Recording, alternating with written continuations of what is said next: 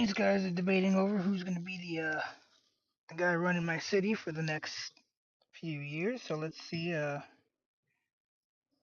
what's going on. Government Affairs reporter Melissa Russo, senior politics editor at Politico Sally Goldenberg, and Telemundo 47 anchor Rosarena Breton. This is a 2-hour debate live on all NBC New York and Telemundo 47 streaming and digital platforms, Politico.com, Telexitos, and YouTube. The first hour is also live on Channel 4 and Telemundo 47. We do have a few rules for the candidates. For traditional question and answer, you'll have 1 minute to respond, and we'll offer 30-second rebuttals at the moderator's discretion. We'll also be asking questions where we will be looking for shorter answers. We also reserve the right to cut off your microphone if you ignore the rules, but candidates, you know we don't want to do that. The goal is for you to hear each other and for New Yorkers to hear everything you have to say. Good luck. We'll begin with Melissa Russo. Thank you, David, and good evening, gentlemen. Thank you for being here. We begin tonight by asking you to do what every mayor dreams of, and that is to write your own headlines. Imagine it's January 2027, and you have been in office for exactly 1 year. We would like you to quickly give us one headline about what you think your biggest accomplishment will have been in year number 1. We'll begin with you, Mr. Cuomo. First, thank you very much for sponsoring the debate and having all of us.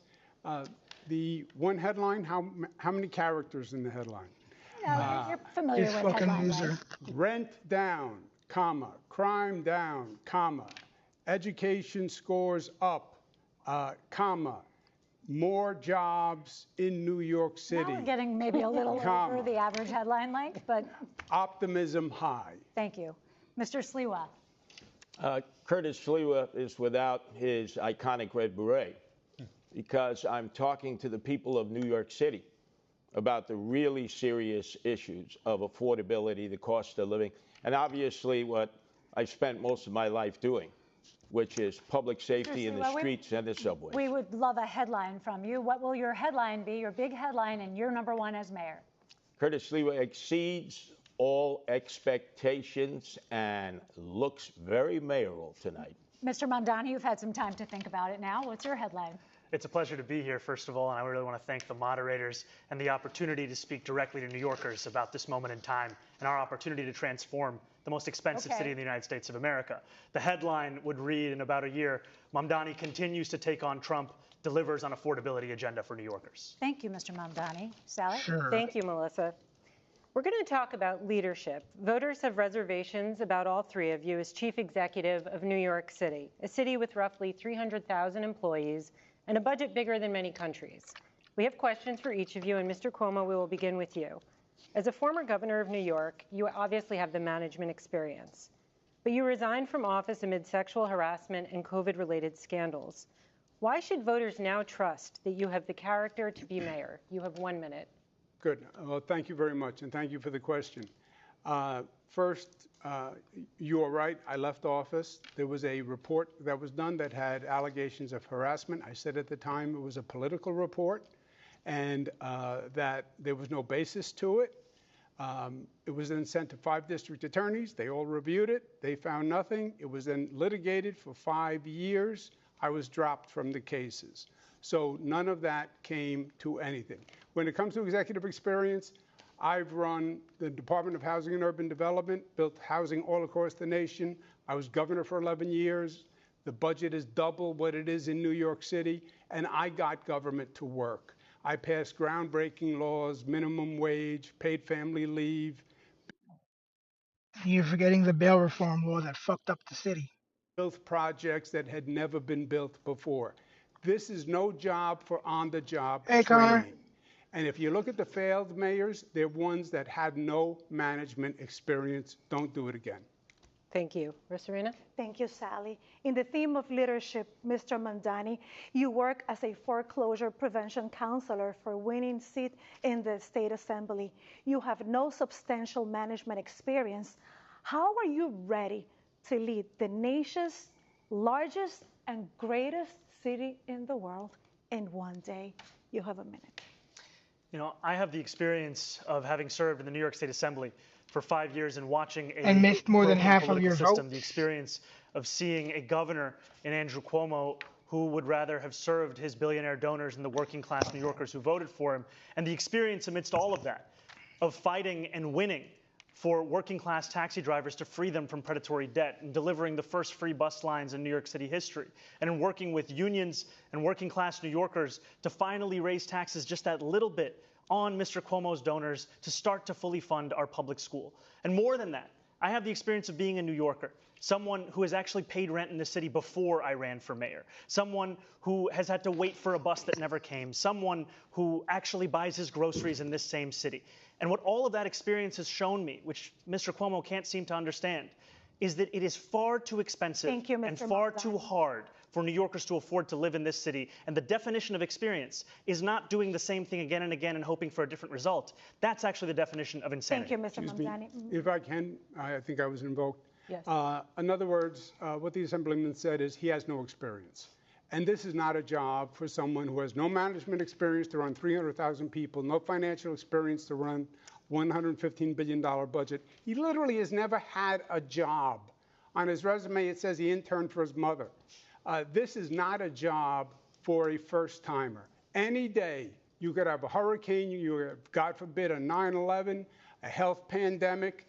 If you don't know what you're doing, people could die. Mr. Mamdani, you want to respond? And if we have a health pandemic, then why would New Yorkers turn back to the governor who sent seniors to their death in nursing homes? That's the kind of experience that's on offer here today. What I don't have an experience, I make up for in integrity. In this state.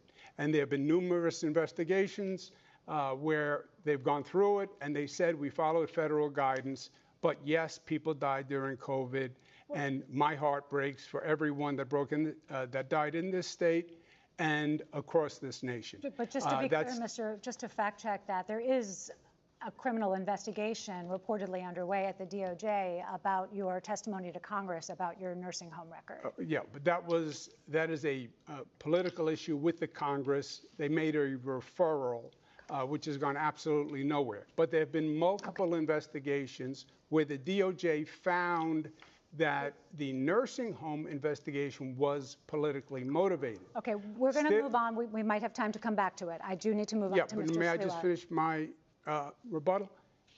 But the Assemblyman still says he has no experience to do the job. Okay. Thank you, Mr. Cuomo. Mr. Sliwa, as founder of the Guardian Angels and as a radio host, you've been a well-known figure in New York City for decades. But you also lack substantial management experience. So how are you prepared to be the chief executive officer of New York City? You have 1 minute, Mr. Sliwa. First of all, I created the Guardian Angels to provide public safety in the subways and streets when government was incapable of doing so. I didn't do it to get a title or a paycheck.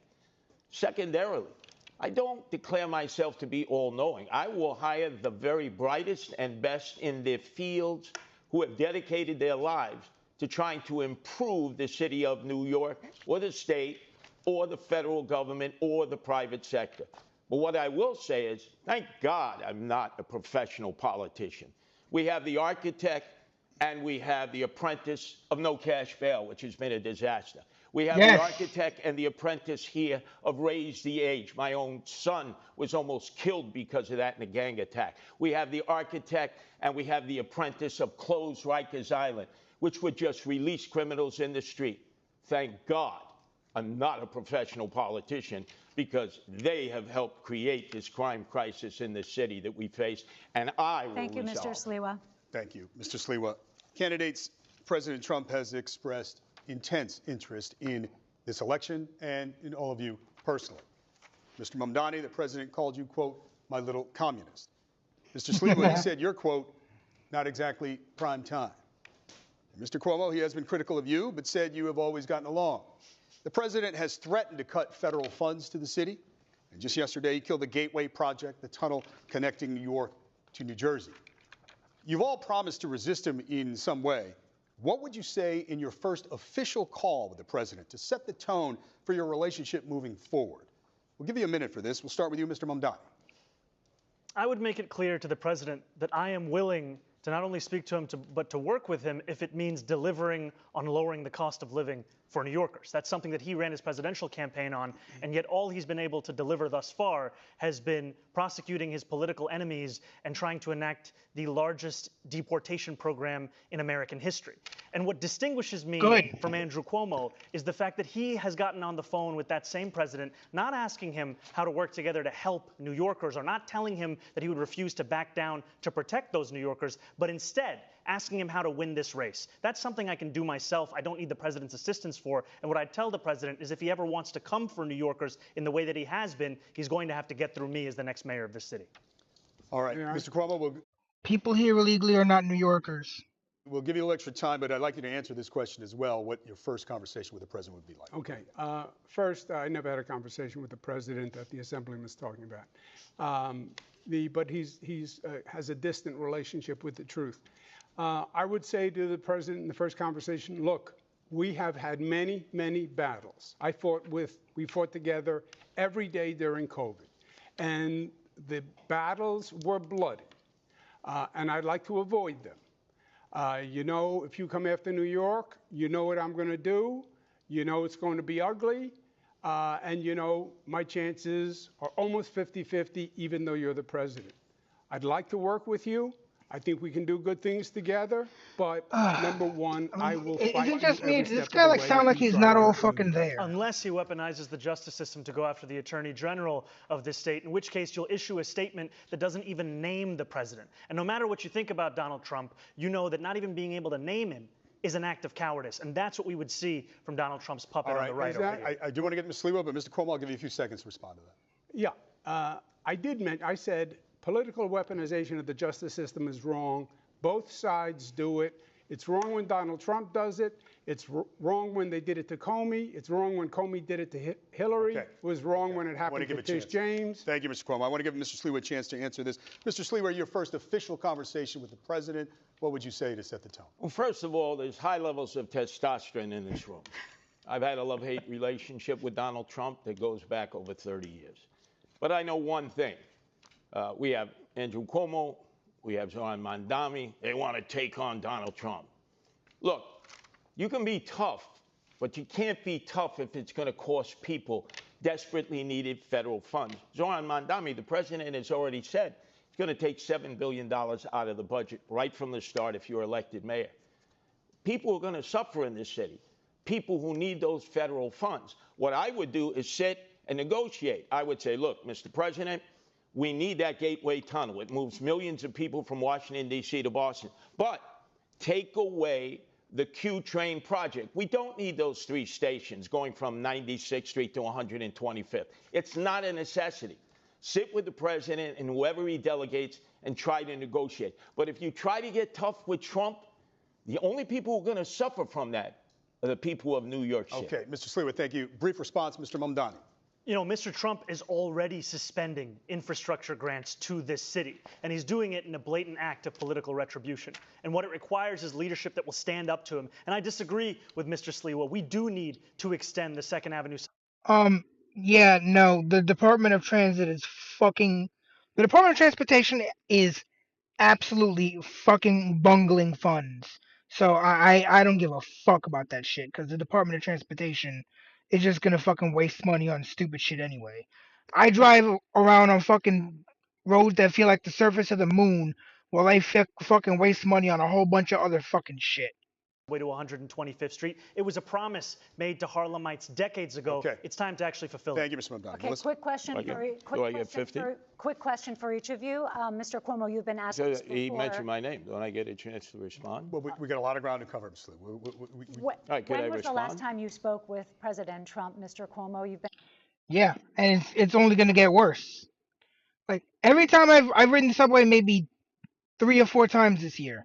And every time I've ridden it, it was an unpleasant experience in one way, shape, or form. It was not an experience I would want to do on a daily basis anymore. I do not like fucking riding the subway. I don't feel fucking safe there. Asked this before, and the last time you said you couldn't remember. I believe it was during his assassination. One time I was on the subway and a fight broke out. I was waiting for the elevator to come down and pick me up to take me topside, and a whole bunch of kids got together and 2 of them just started throwing hands right in front of me. I literally had to step over them as they were tussling around on the ground. I just want to take the elevator, guys. Good luck to the both of yous. Assassination attempt. So last year in 2024. Mr. Sliwa, when was the last time you spoke with President Trump?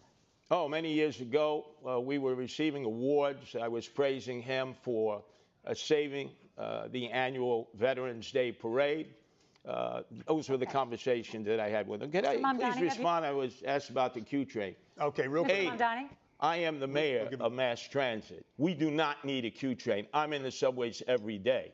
We have more than a capable system of transporting people. Thank you, Mr. Sliwa. The infrastructure needs to be fixed in the system that we have. Mr. Mamdani, have you ever spoken with President Trump? No. Okay. After midnight, the train is beyond fucking useless. There are times where it'll take sometimes an hour or more for in between trains, and if you miss one, you're fucked. It's just the way it is.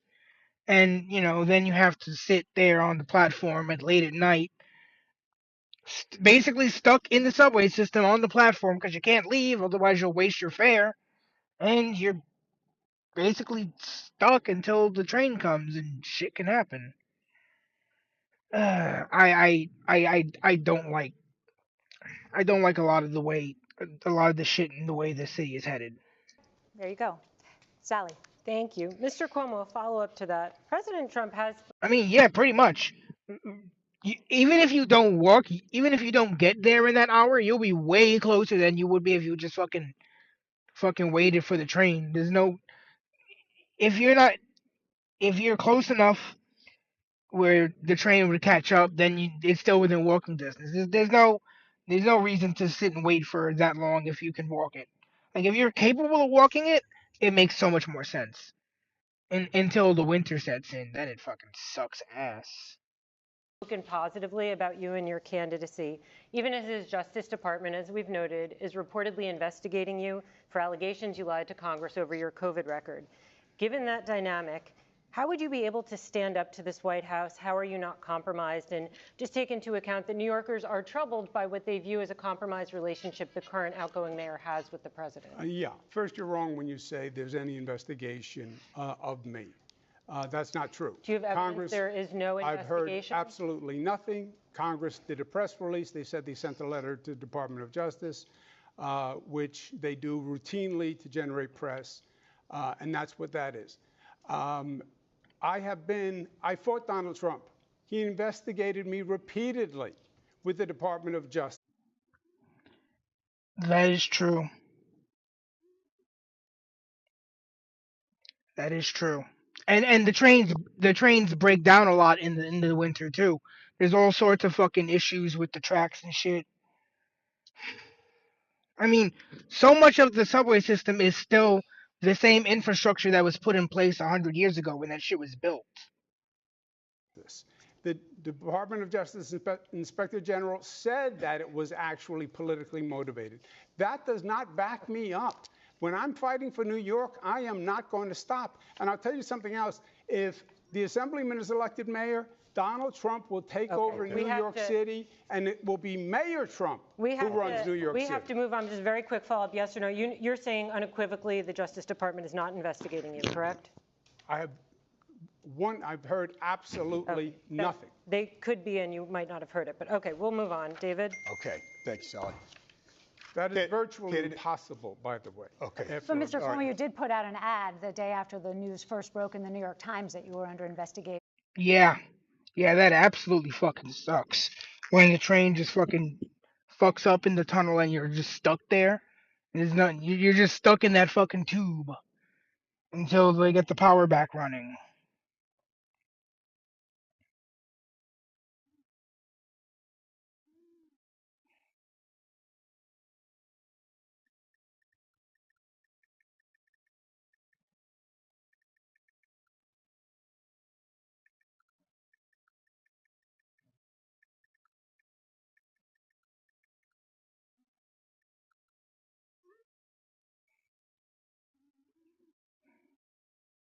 Calling it a political investigation, saying they were coming after you as they had to, after other Democratic politicians. You haven't denied this previously. That the Republican Congress was. Yes, I believe they play politics with the justice system.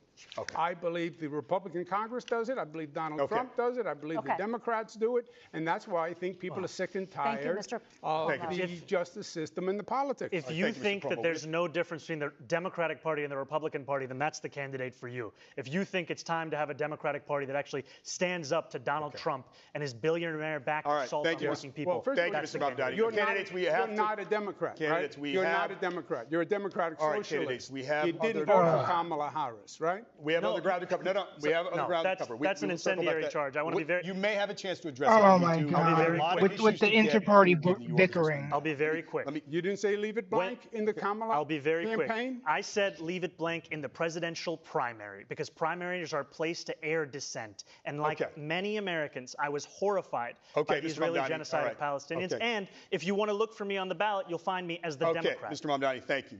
We have to move on. This week, the world is reacting to President Trump's Israel-Hamas peace deal and the release of the hostages. And many are cautiously optimistic about a lasting peace. Of course, the mayor has no direct role in foreign affairs, and we certainly have a lot of questions for you about city matters. But this war has been a major topic in the campaign, and there are criticisms about your positions in the past and how you envision leading on these issues as mayor. So we have questions for all of you, but first Pretty for much, Mr. Connor. Mamdani, because of something you said that's been generating headlines in the news today as we come into the debate yesterday on Fox News. You were asked if Hamas should lay down its weapons, key to the peace plan, and seek. Yes, the fuck they should. They are a terrorist organization who, now that they're not fighting Israel, is turning their weapons upon their own civilians. Because, they're a terrorist organization. So, yes, they should be disarmed because they're the bad guys. Fucking duh. Fire. And some say they found your answer confusing. You said, quote, I don't really have opinions about the future of Hamas and Israel beyond the question of justice and safety and the fact that anything has to abide by international law. And that applies to Hamas, and that applies to the Israeli military. So for the voters tuning in tonight, Mr. Mamdani, what do you believe about Hamas and how lasting peace will be achieved? We know it's a complicated matter, but we'd like you to keep your answer to a minute if you could. Of course, I believe that they should lay down their arms. I'm proud to be one of the first elected officials in the state who called for a ceasefire. And calling for a ceasefire means seizing fire. That means all parties have to cease fire and put down their weapons. And the reason that we call for that is not only for the end of the genocide, but also an unimpeded access of humanitarian aid. I, like many New Yorkers, am hopeful that this ceasefire will hold. I'm hopeful that it is durable. I'm hopeful that it is just. And for it to be just, we also have to ensure that it addresses the conditions that preceded this, conditions like occupation, like the siege, and apartheid. And that is what I'm hopeful for. Yeah. If I may, that means Excuse from me, the excuse river me. to the sea. I'm being marginalized out of this. I'm sorry. It's a debate of three. Excuse me, Andrew. It's Well, a just debate this. of three. Do we acknowledge that? Three people? Mr. Sliwa, go ahead, and we'll give you a second. Go ahead, Mr. Sliwa.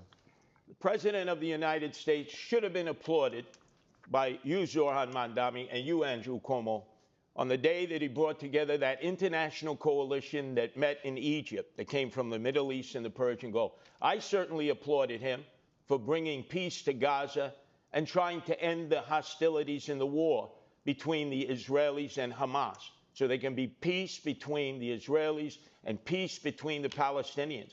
But you seem, Zoran, to be incapable of praising our president. And Andrew, you were incapable of praising our president. Gentlemen, we have Give credit where credit is due. He's brought peace to Gaza. Yeah, gentlemen, we want to hear everything you have to say. We have other questions on this matter. Mr. Cuomo, please, brief response, because we do have other questions on this issue that you may be able to address. Go ahead.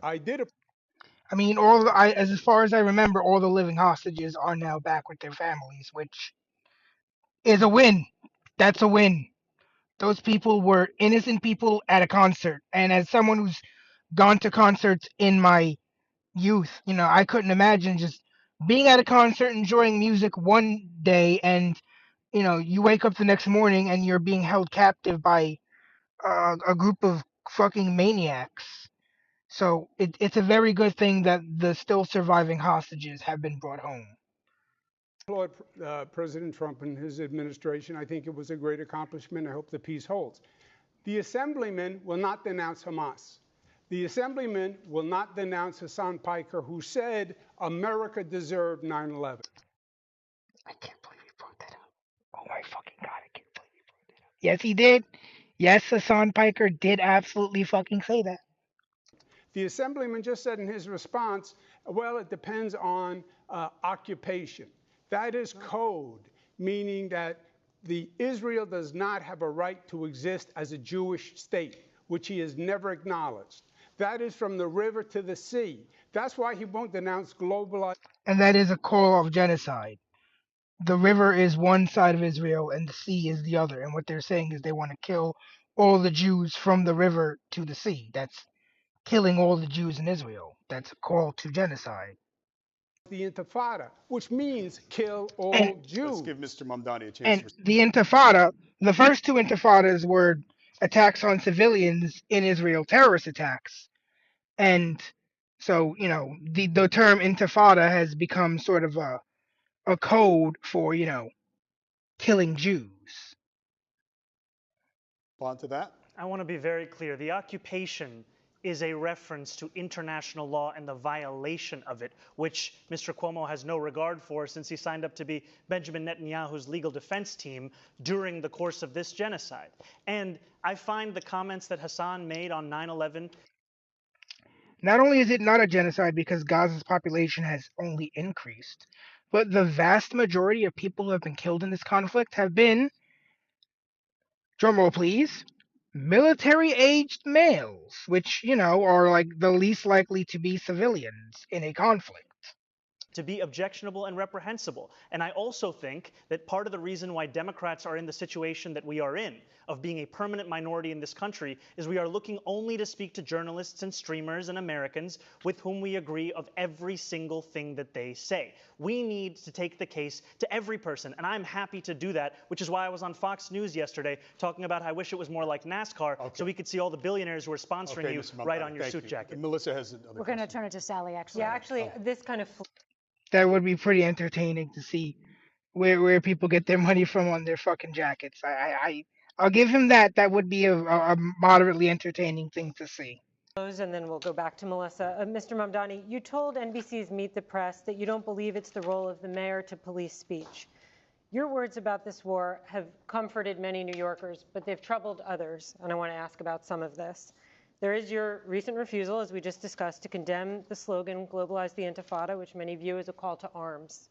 In 2017, you rapped lyrics praising the Holy Land Five. These are men who were convicted of supporting terrorism. How would you assure New Yorkers, especially Jewish residents who might be concerned about this, that you would be a mayor for all? You have one.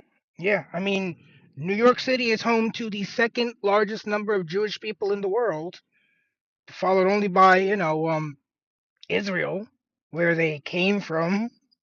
Minute to answer this. Thank you for this opportunity. And of course, that's why we have good bagels. Speaking about the responsibility of leading this city, I mean leading not just those who voted for me, leading not just those who vote, but leading every single person who calls this city home. And that includes Jewish New Yorkers. And I have been so thankful for the opportunity I've had to sit with so many Jewish New Yorkers over the course of the primary and through the general. And it's in those conversations that I learned that this phrase evokes many painful memories. Memories of bus attacks in Haifa, of restaurant attacks in Jerusalem. And I heard from a rabbi about their roommate who was killed on one of those buses. And in hearing that and the distance between that impact and the rationale that some use of saying it, of speaking about the Israeli occupation. Yeah. Another streamer I follow, on Kick, she has a follower who lives in Israel.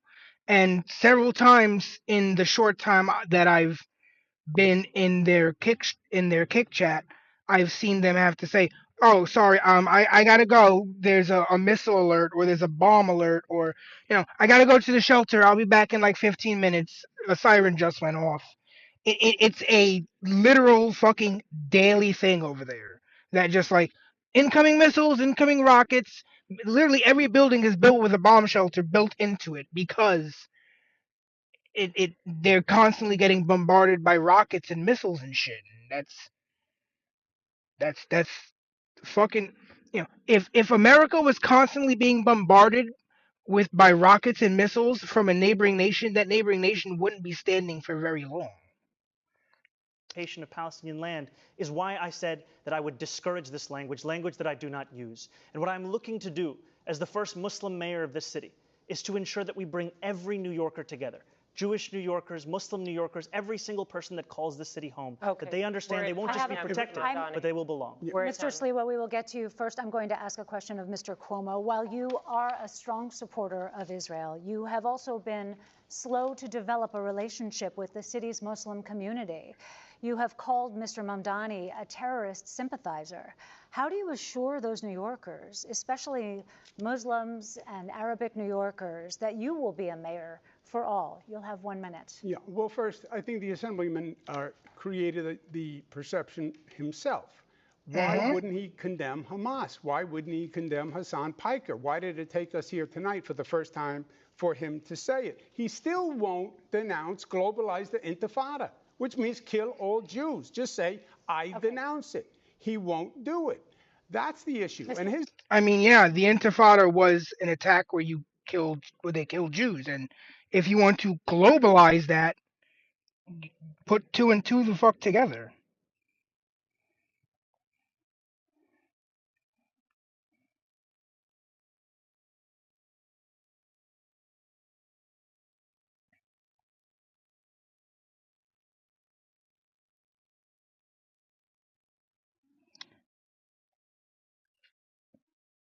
Cuomo, can you address the question that we're putting to chronic. you? I think you've made the point, but can you please answer about your own relationship with the Muslim community? You did not visit mosques for many years. More recently, you have been. Yeah, I don't think in any way the Assemblyman is representative of the Muslim community.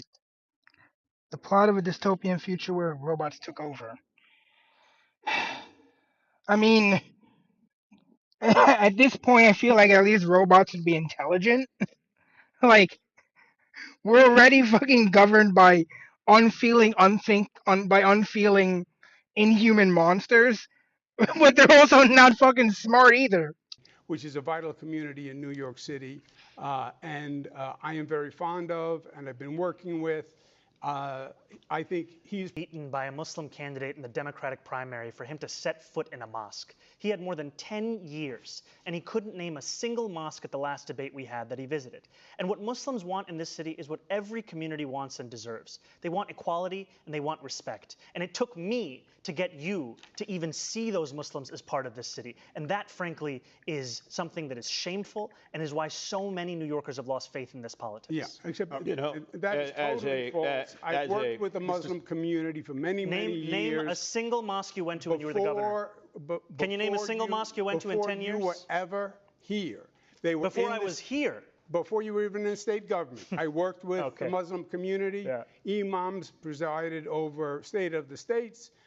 We worked in religious working groups, tolerance groups, anti-Semitic groups, etc. All right, gentlemen. Mr. Sliwa, Rosarita has a specific question for you, but I'll give you a second this is what disturbs me about you. You will be celebrating your birthday this weekend. In 1991, I was in the streets of Crown Heights with the Guardian Angels for 30 days and 30 nights when the first Democratic Socialist mayor of New York City, that's right, David Dinkins, was a proud member of the Democratic Socialists of America, abandoned the Jews for 3 days. They were left to their own means. And we protected them for 30 days and 30 nights. Then your favorite mayor, Bill de Blasio, in 2019, abandoned the Jews again when they were being attacked in Williamsburg, in Borough Park, and Crown Heights. And I had to bring the Guardian Angels in for 30 days, 30 nights. Jews don't trust that you are going to be there for them when they are victims of anti-Semitic attacks. Okay. Brief response.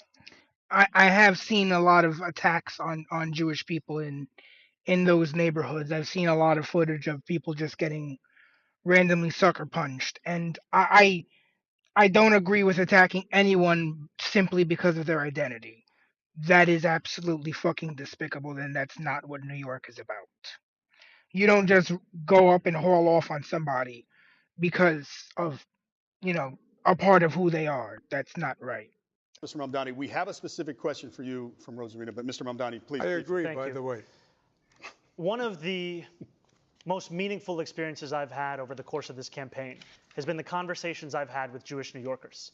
Jewish New Yorkers who've told me about the door that they've had to lock that they had kept open for 40 years. Jewish New Yorkers who've told me on the M57 about an apartment the speech therapist was trying to sell when a realtor told her, put the Jewish books off the table. Jewish New Yorkers who've told me about their fear in living in this city. And I will be a mayor who finally addresses that, not through the theatrics of the politics on this stage, but through action. I'll do that by ensuring that we have police officers outside of synagogues on the high holy days. Gentlemen, we have a lot to get to, and we do have a specific question for Mr. Sliwa. Rosarina. Thank you, David. Mr. Sliwa, you've called for tougher policing of pro-Palestinian protests, and you've suggested that Mr. Mamdani uses languages that is anti-Semitic. How do you assure New Yorkers that you'll be the mayor for all? Well, I've been there for all people in all times for 46 years as leader of the Guardian Angels here and around the world. Whether it is a religious violation of people's rights to worship as they choose in a mosque, in a church, in a synagogue, or a shul, whether it's because of racial identity. Remember, in the summer of 2020, Asians were under constant attack because of the lockdown and pandemic. I don't remember Governor Cuomo coming to their aid. You were the governor then. I was out there going into all the neighborhoods, Flushing, Bayside. We were in down in Bensonhurst. We were in Chinatown itself, where Asians were being attacked indiscriminately because they were thought to be carrying COVID. We protected them then. Governor, you were not there for them. De Blasio was not there for them. We understand hate.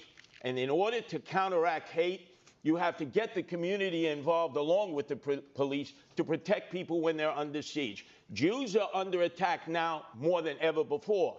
And I don't believe either of you have the capabilities of protecting them with increased anti-Semitism. That is pure fiction. I passed the no hate in our state, the strongest hate crime law in the United States of America. We tolerate no hatred, no discrimination. We are from every place on this globe, and unless we are it's proud you of that's it. perpetrating and, excuse me, and we're tolerant, and we accept. If you notice, the assemblyman still won't say he believes that Israel has the right to exist as a Jewish state. He is a divisive personality all across the board. NYPD are racist. Barack Obama is evil, liar, and he gave the finger to the Christopher Columbus statue. By the way, Cuomo, your laws with no cash bail turn the haters right back in the street to violate and attack again and again and again. Thank you. You're the reason for that. No cash bail. Thank you. Thank you. Very true. Thank you. Go ahead. Very There true. have been a number of absolutely unfounded lies that have been said by Andrew Cuomo. I would just like a moment to address them directly. I've said time and again that I recognize Israel's right to exist. I've said that I will not recognize any states. I said that I will not. As a Jewish state. If I would be allowed to finish, that I would not recognize any state's right to exist with a system of hierarchy on the basis of race or religion. I have made that very clear. And part of that is because I'm an American who believes in the importance of equal rights being enshrined in every single country, whether we're speaking about Israel or whether we're speaking about Saudi Arabia. You can stand here and you can lie all you want, but New Yorkers know the We have the question. We want to address some issues here. All right, and we have another polarizing issue that we would love to discuss with you candidates. And let's talk about the National Guard here in the city of New York. Now, let's go back to Mr. President Donald Trump. One threat hanging over the city is the deployment of the National Guard troops, like he has done, as you all know, in other cities. The NYPD commissioner has rejected the idea as unnecessary, but the president ordered troops to hit the streets of New York. Now, how would you respond? Mr. Sliwa, you have a minute. There's no need for the National Guard in New York. Kathy Hochul, the governor, when we had a crime crisis in the subways that I'm well familiar with, being down there all the time, unlike my two adversaries, she sent 750 National Guardsmen down into the subways in 2024. Remember the I remember that, and it did for at least a little bit help curb crime. horrible case of Debrina Kawan. Does anybody even say her name anymore? That woman who was set on fire by that migrant as a result. I remember that. So much other horrible shit has happened that people forget that a person was set on fire on the New York City subway system. Set on fucking fire. Like, of all the ways to be attacked, to be set on fire has got to be one of the worst.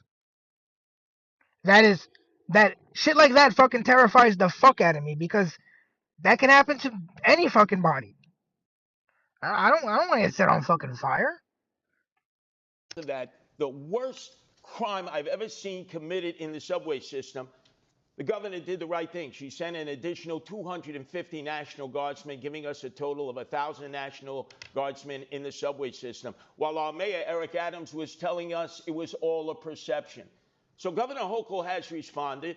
I would tell the President of the United States, since I'm familiar with cities all across America having guardian angels there, if you were going to send the National Guard, you don't need to send them to New York City. Yeah, yeah. Unfortunately, nowadays you have to watch your back when you're on the subway. You've got to always have your head on a swivel. I mean, do you remember that footage of that dude who knocked the guy out that was gonna attack him with a knife with his skateboard? I remember that because like I've been in confrontations in the subway where it's like, yo, I might wind up in a fucking life or death struggle in a couple of minutes if this shit keeps fucking heading in the trajectory it's going. This shit's fucking terrifying, man. I'm not young anymore. I'm not Yusuke Urameshi age anymore. I'm closer to fucking Genkai. There are other cities that could desperately use their help in dealing with their crime crisis. Thank you, Mr. Slee. Detroit, Atlanta, Los Angeles. Let's see. I mentioned Detroit, right? Chicago. Oh, Chicago. Chicago. Oh, Chicago. Baltimore. Oh God, Baltimore. Let's see. Any other ones I'm forgetting? I'm sure there's a few more, but those are the ones that really could use some help, some real big help. Baltimore, Chicago, Atlanta, and Detroit are all just. I won't go. You couldn't pay me enough to go there, because I probably won't come back. Well, Mr. Mamdani, how would you respond? You know, I agree with Police Commissioner Tisch in that we do not need the National Guard here in New York City.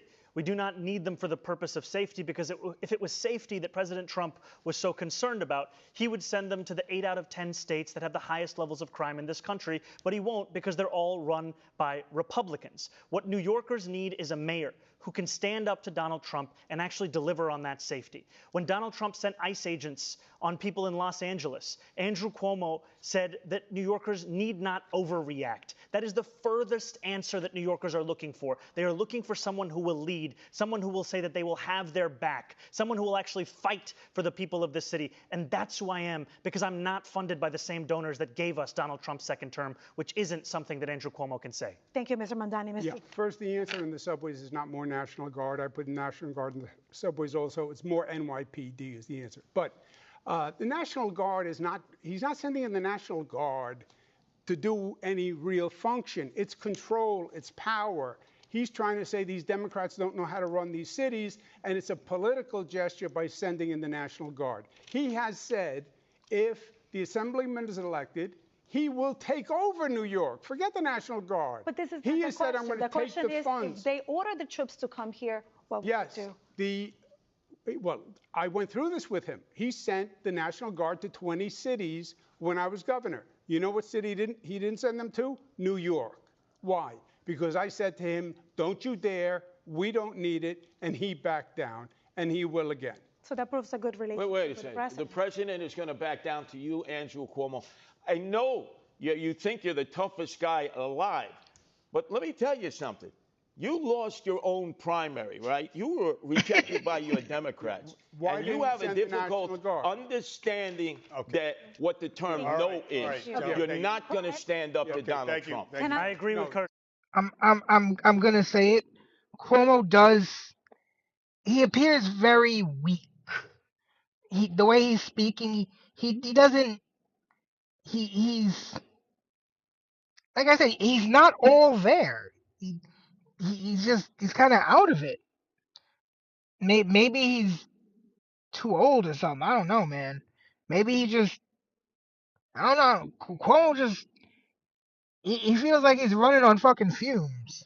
You're not going to stand up to Donald Trump. Okay. And he can't Yeah. stand up to Donald Trump, who knocked him right on his ticket. Yeah, he feels weak and defensive, and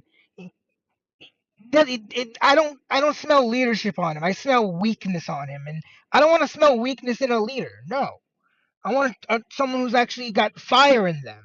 You negotiate with him. You don't fight with him because only the people of New York City will lose. We You do have have to a stand up follow-up. to negotiate. We have a follow-up. I'd like to see a show of hands. Are there any circumstances where any of you would allow the NYPD to cooperate with the National Guard if Trump sent them to New York? Show of hands. Yes? No takers. Okay. Moving on. If history is a guide, National Guard troops in the city could trigger protests. And we have questions for each of you about how you would handle that. So, Mr. Sliwa, you have been arrested for protesting migrant housing and for trying to serve Mayor Bill de Blasio with court papers. How would your NYPD handle protests? And would you continue participating in protests as mayor? You have 1 minute. Well, I have been arrested oftentimes in civil disobedience. That is a great American right. But demonstrations have a time and a place. And it used to be before Bill de Blasio, I know he was your favorite mayor, Joan Mondami, that you'd have to get a permit. There's a time period you were in a structured area. You get a sound permit. It could be turned around in a day. If there was going to be civil disobedience, you discussed it with the police department. And obviously, you had an opportunity of expressing your anger or your outrage at whatever it was that motivated you to sit down in the street, to block traffic or block an egress. Now we have rampaging groups that go running through the streets, that enter all kinds of facilities and violate other people's rights. And there's no one who's willing to stop it. When I'm the mayor, there are rules and regulations. Everybody has the right to demonstrate, but you can't violate other people's rights, or you yourself must be arrested.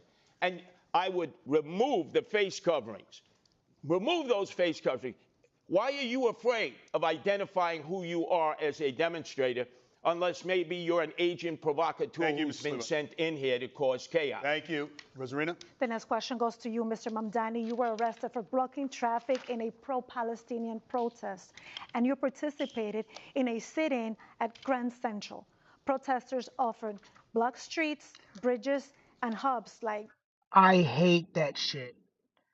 You know, what you're doing is turning people away from your cause, because I can guarantee you, whatever cause you have, if it's going to make me late from work, jeopardize my livelihood, jeopardize me being able to pay my bills and continue my lifestyle, I'm going to be hyper against whatever cause that is. So you are not doing your cause any favors by blocking the road. You are not making your shit more popular. Grand Central. How much of that would you allow as mayor, and what's your line in having the NYPD arrest protesters? You have a minute. Protest is a part of what makes this city's history what it is. It is a part of the First Amendment. We deserve to have a mayor who stands up for that First Amendment, especially as we have a president that's looking to shred it at each and every opportunity. And we will continue to have protests in this city, as we should, no matter who is the mayor. And the line will be on the question of breaking the law. What we have today, however, is an attempt to intimidate so many who are looking to use that freedom of expression to share their opinions about the city and the world around them. And to be frank with you, what New Yorkers are looking for is someone who can show leadership in City Hall. Because when they don't see that leadership, that's when so many take to the streets. And if you had a leader like Andrew Cuomo, who was telling people not to overreact when they see ICE agents abducting girls as young as 6 years old to... Exactly.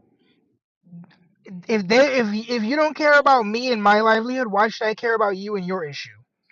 It's like, yo, I gotta go to work. Like, my boss might not care that there was a fucking protest in the middle of the road, because people count on you at work to do your shit. And if you're not there, then it falls on other people. And that makes the whole fucking system of your, whatever organization you work for more strained. And, it fucking domino effects into a whole bunch of bullshit.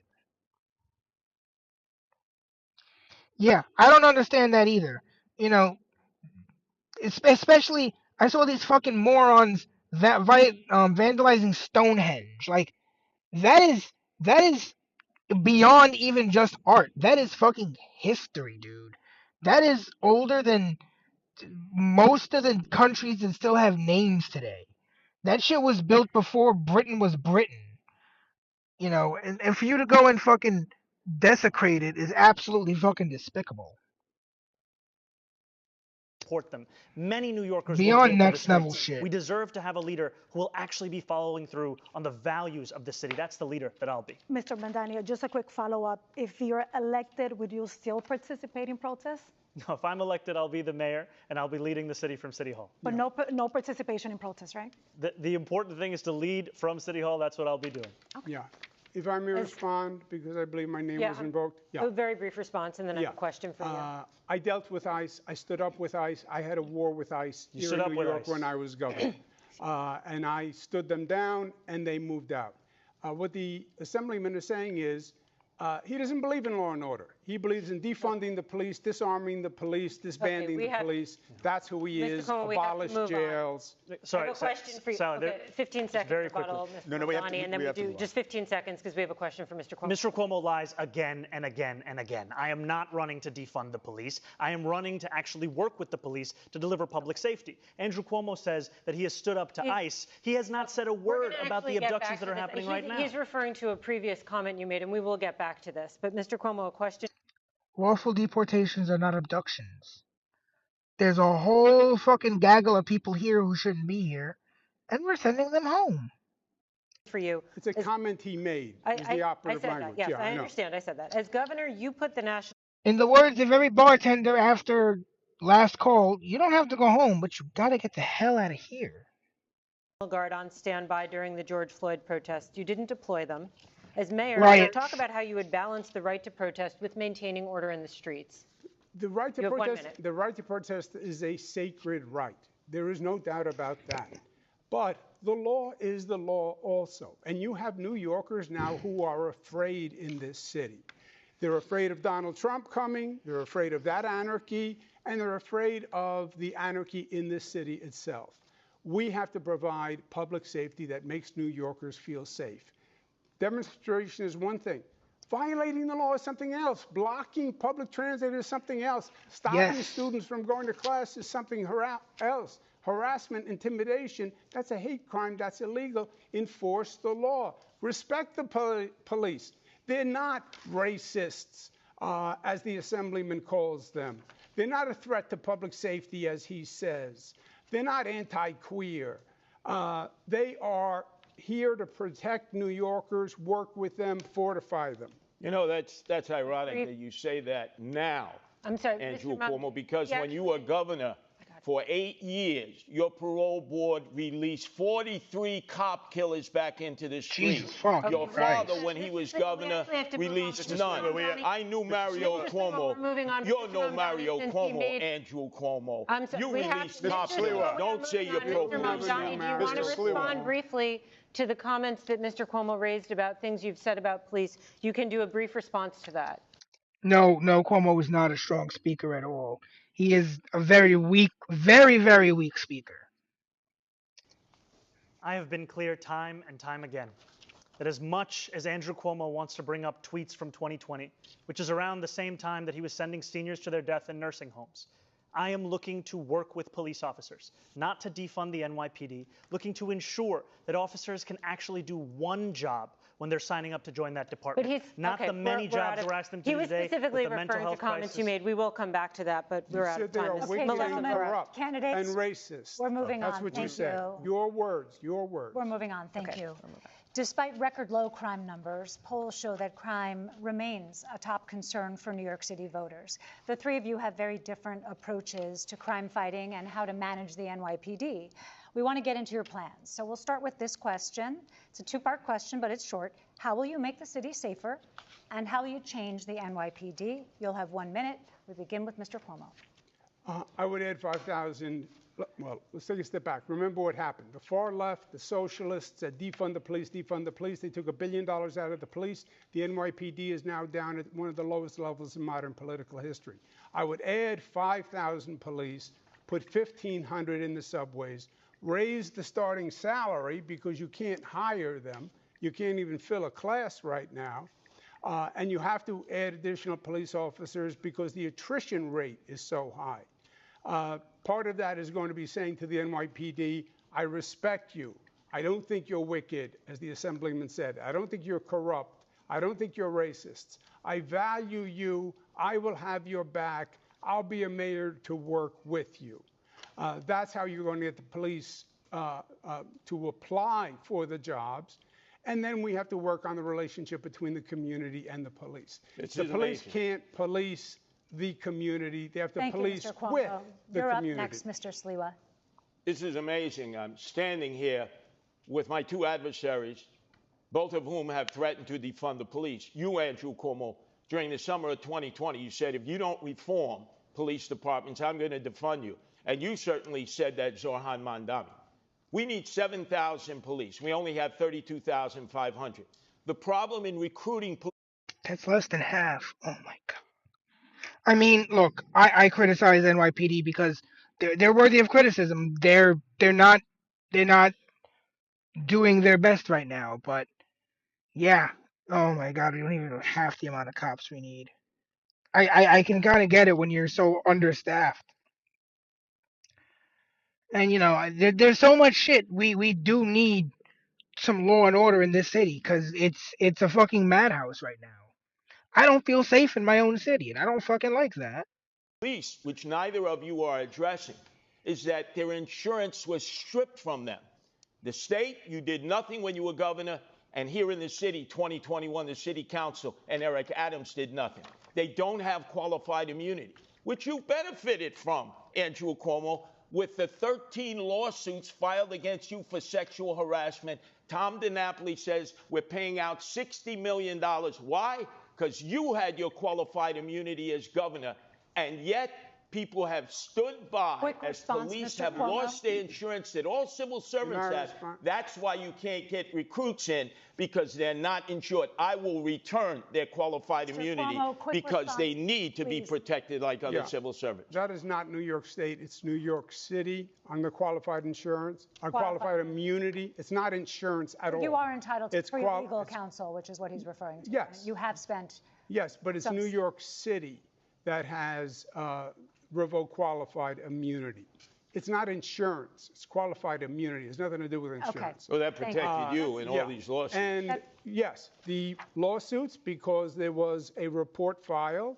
I said it was political. It turned out to be political, and that's why all 13 women were lying? Come on, Andrew. All 13 women were lying? After 5 years. A state trooper, too? Yeah. Very true. 5 years. Any large establishment is going to have to be criticized because there's going to be problems Mr. with it. Mamdani, how will you Once make? in a while. Okay, Mr. Mamdani, how will you make the city safer, and how will you change the NYPD? Yeah, let's see what he's got Thank to you. say.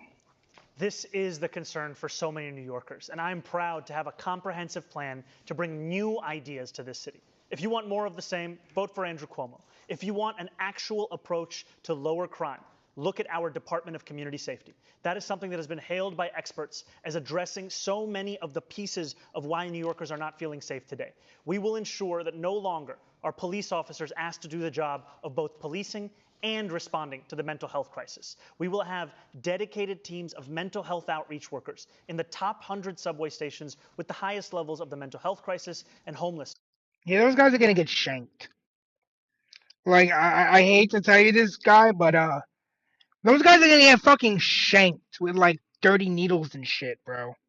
We will ensure that cops can finally go back to the response times they used to have in 2020, closer to 11 minutes, as opposed to the closer to 16 minutes today, because they won't be asked to respond to the 200,000 mental health calls that are coming in through 911 every year. This is evidence-based. It's been successful elsewhere in the country. It's time we deliver it right here in New York City. It's time for a change. Thank you, Mr. Mamdani. Zoran Mandami, we already had it. It was called the Homeless Outreach Unit I'm sorry, this of is not cops free and for all. mental We have health another care question for officials. Mr. Mamdani. And Bill de Blasio funded them by taking $1 billion out of the budget. Thank you. Excuse me, Mr. Mamdani, we're going to talk about disciplining police officers. The civilian watchdog that investigates police misconduct regularly recommends discipline for cops accused of wrongdoing, but the police commissioner often overrides them. You want to change that policy so that the board has final say. Please explain to viewers in 30 seconds why you believe the police commissioner should no longer have that final say. What I've said is that I think it's time to remove much of the politics out of the question of accountability. We have the Civilian Complaint Review Board, which, as you said, studies, assesses, and investigates into complaints of abuse and the violation of the law. And oftentimes, those recommendations are then subject to political pressures and not followed through on. I think New Yorkers deserve a system where they know it won't then be assessed once again that there's actually more to the recommendation in the investigation that's being done by the CCRB. Okay, we're wrapping up. Thank you. Thank you, Mr. Mamdani. Mr. Cuomo, do you believe changes are needed for how officers are disciplined? And are there any powers that you would give up as mayor? You have 30 seconds. Yeah, I would not remove the police commissioner from the CCRB. I'd leave it with the police commissioner. I think Commissioner Tisch is doing a very good job. I would trust her. The difference between me and the assemblyman is he doesn't like the police. That's why he won't hire more police when everyone else says we need more police. He wants to use social workers on domestic violence calls, which are very dangerous. And he's told you what he thinks. He thinks the police are... When it's a domestic violence call, you don't want someone who's just a social worker to show up because there's probably some violence going on, and you want someone who's going to be able to handle violence.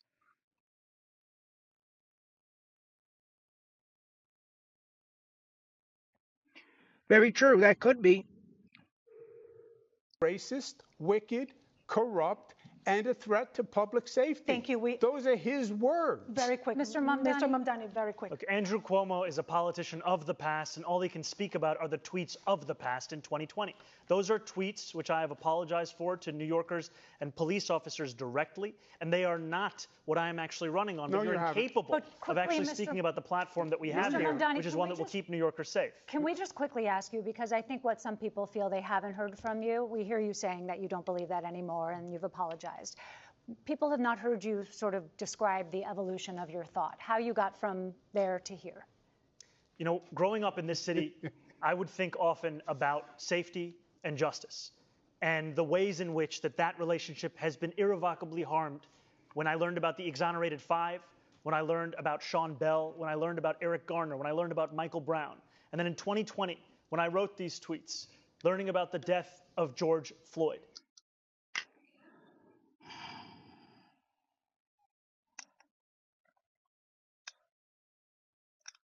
It was a fentanyl overdose, and he was resisting arrest. And that was a moment where it felt as if the distance between these two ideals had never been further. And in becoming...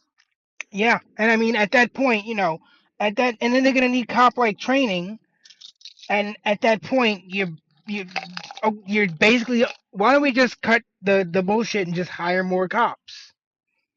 Because if you're going to go into a violent situation where there are mentally unstable, violent people, yeah, you're going to need Kevlar vests. You're going to need some method of restraining a person. You're going to need some method of defending yourself against that violence. You're going to need, some training into how and when to defend yourself and use force. All shit police officers already are trained in. An assembly member and serving and representing more than 100,000 people in Queens, learning that to deliver justice means to also deliver safety. And that means leading a city where you recognize the bravery of the men and women who joined the NYPD and put their lives on the line. Yeah. It means representing the Muslims who were illegally surveilled in my district and the black and brown New Yorkers who've been victims of police brutality. So Mr. Sliwa, you've been out there, you've been on the trains, and I would like to know if you believe changes are needed of how officers are disciplined. Let me just suggest, Zorhan, what you've suggested, Zoran. This new police outreach unit will endanger women and children in domestic violence situations. I know I've been involved in so many of them with the Guardian Angels. They will be killed. They will be maimed. Number two, in dealing with emotion. I mean, yeah. How are you going to get people to volunteer for this particular job? How are you going to say, hey, we want you to go into a situation with a violent, unhinged person, and you're just basically going to be a social worker with a clipboard and a pen, and good luck. Disturbed persons that I have dealt with for all my years as the Guardian Angels. You need trained professional police officers. Yes, you can have mental health workers with them. Thank you, Mr. Sliwa. But that has been suggested. It was done before by the homeless outreach unit. And the guy you thought was the best mayor, Bill de Blasio, disbanded him. Mr. Sliwa, thank you. Brief response? To be very clear, the Department of Community Safety is not about responding to calls of domestic violence. We are speaking about mental health, crisis and the homelessness crisis. These are the focuses of the work that they will do. All right. We have other questions for that a little later in the debate, but we want to just change the pace a little bit, candidates, switching gears to the high cost of living in New York City. To kick us off, we have a few quick pocketbook questions that New Yorkers wrestle with daily. So we want to know how much you spend a week on groceries. We'll begin with you, Mr. Cuomo. Depends how many times my daughters come over, but probably about $150. Okay, Mr. Sliwa?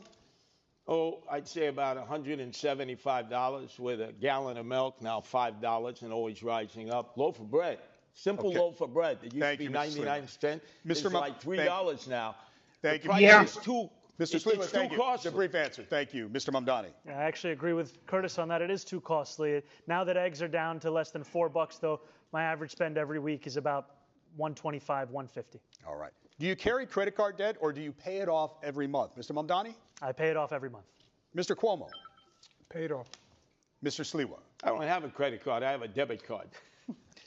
And for the record, what is your monthly rent or mortgage, Mr. Sliwa? About $3,900. It's not subsidized there. So Mr. Mamdani, what is your monthly rent or mortgage? $2,300. Mr. Cuomo?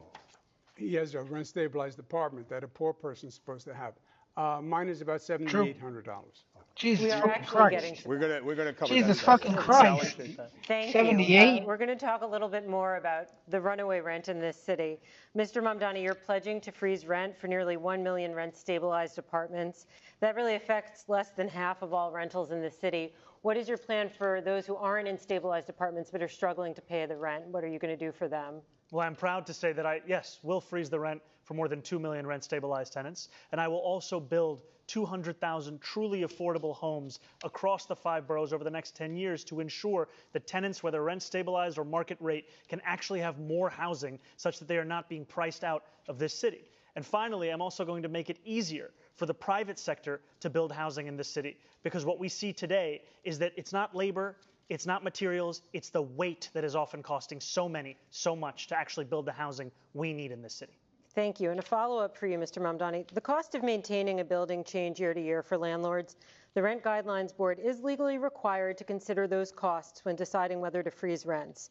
So how can you promise a rent freeze today before ever seeing that data next year? You know, we've seen the data time and again. It's But next year's data. It's been data that's been overruled by mayors again and again. The last Rent Guidelines Board study showed that profits were up 12% for landlords of those units. And what did they do? They raised the rent, adding to more than 12% under Eric Adams' administration. What I am speaking about is actually reflecting the needs of these New Yorkers and the state of the market today. These are New Yorkers who have a median household income of $60,000. We do not need to be pushing them further out of the city. We need to keep them in their homes. Aren't you saying in that answer that you are going to prejudge? You will not have seen the data for next year, and you're making a determination based on data you haven't seen. I've seen the data year after year of the fact that salaries are stagnating, costs are up, New Yorkers can't actually afford their apartments. And I will also take action to actually ensure that the landlords of those buildings can better handle their costs by taking on their insurance, their property taxes, and their water bills. And you haven't seen next year's data yet, but we're going to go to I do have a question for you on this subject. You have proposed something that you're calling Zoran's Law. You think that Mr. Mamdani earns too much to live in his rent-stabilized apartment, though I should note that there are no income tests for rent-stabilized apartments. But critics say your plan would force people to pay too much of their income towards the rent. So if you think Mr. Mamdani is gaming the system, what about the other New Yorkers, thousands of them just like him, who earn similar salaries, who are living in similar apartments? Okay, just to follow up on what Sally was saying, because she's right. This is not a new plan that the Assemblyman is talking about. It's Bill de Blasio's plan. It was called Freeze the Rent. Bill de Blasio says the mayor can't say legally he's going to freeze the rent. There's a Rent Guidelines Board. There are certain considerations that have to be looked at. You're right, Sally. You can't say today what it's going to be in 4 years. Also, freeze the rent only postpones the rent, because then you have to have an increase. You know, that's a better idea, Connor. Otherwise, mandatory maximums does nothing rather than a the freeze. Majority of renters who aren't in these rent-stabilized units, there's nothing for NYCHA, there's nothing for homeowners, there's nothing for people in black-brown communities who are getting priced out. I was the HUD secretary. I built affordable housing all across this nation. I built affordable housing in this city when I was in my 20s. I know how to get it done. I will get it done on the rent stabilized units.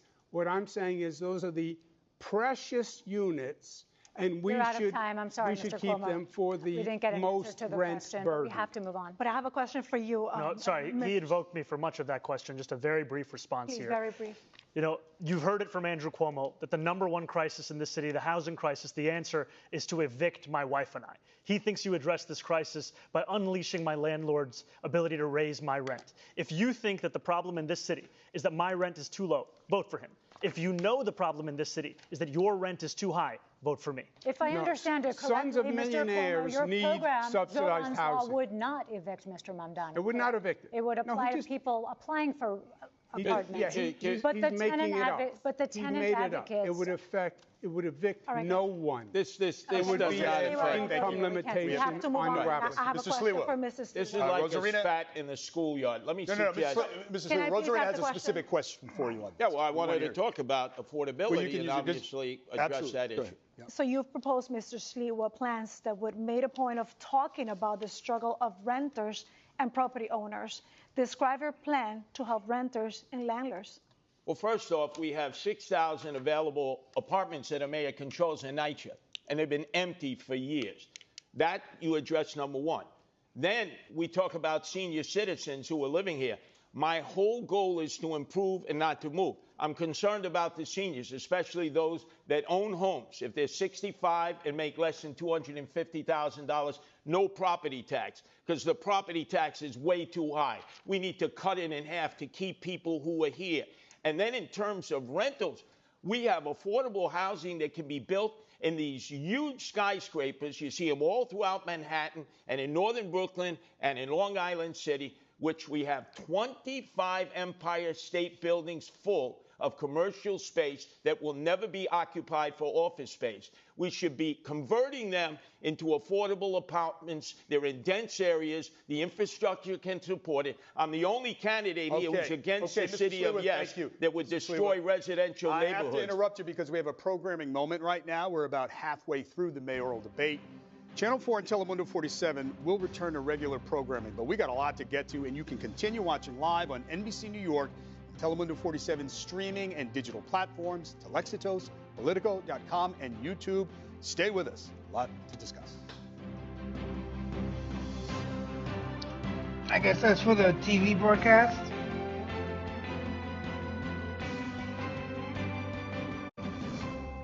Gentlemen, thank you. That's kind of a natural point for us to transition, and we want to talk now about transportation and getting around town. And we have a few quick questions about how you get around town. Show of hands, even though they're in their waning days, who has a Metro card or maybe uses OmniPay? Uses OmniPay? Yeah, OmniPay, yeah. Metro card, I mean, I have one, but, you know, I know I'm hanging on to the last So moment. you're on the subways, Mr. Sliwa. What do you use? I'm just curious. If you don't. OmniCard. In fact, I got a whole batch. Okay. I'm in the subways, I'm in the buses, and All I'm in right. the express buses. Okay. The only candidate Thank who you. rides mass transit every day. When you need to get somewhere fast and you can't take the train, do you hail a taxi? Do you use rideshare? Mr. Sliwa, what do you do? I try to avoid yellow cabs. As you know, I was shot in the back of a yellow cab in 1992 by the Gottis and Gambinos. But I find my way around. If I have to, Oh, you're 100% right, Connor. We could convert a ton of these old office buildings into apartments. In fact, we should be doing that en masse. But I don't know how you begin to do that.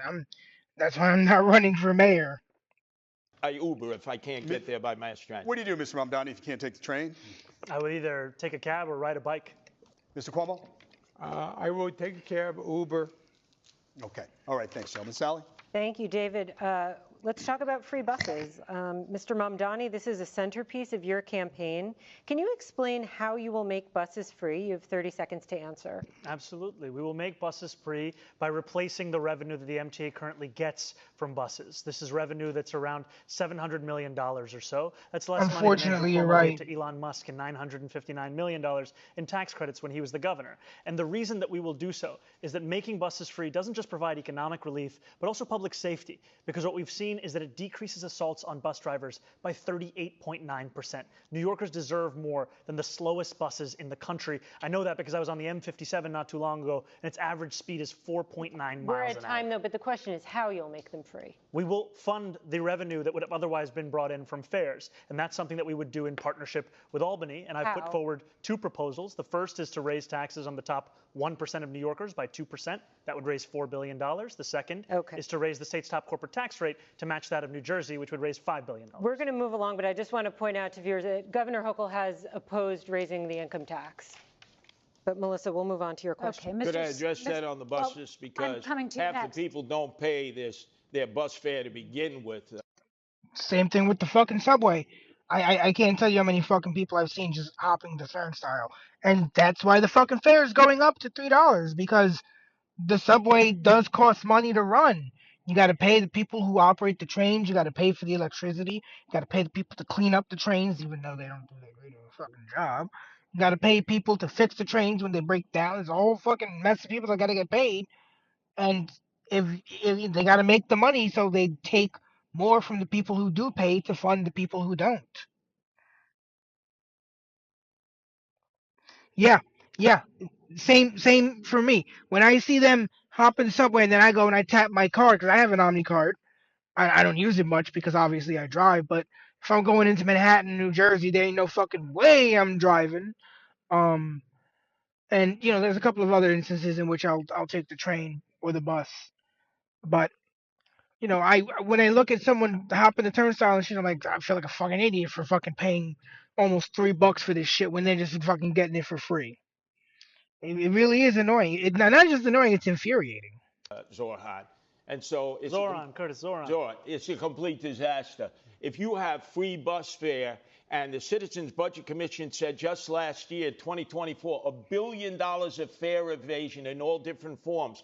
This MTA system will collapse. There's not enough money out there to make we would be the ones who would actually evasion. get caught. Pay your fare. If you don't pay your fare, they have fare programs for the poor and the indigent. But everybody should be forced to pay their fare. Mr. Cuomo, you had both praise and some criticism for Mr. Mamdani's free bus pilots. You're sort of in the middle on this issue. What's your plan to make subways and buses more affordable? I think free buses is a mistake. It costs about $700 million. Just to give you an idea that we only raise about $500 from congestion pricing. It's been done before in other cities. It was a disaster. Pretty much. They basically became mobile homeless gathering places.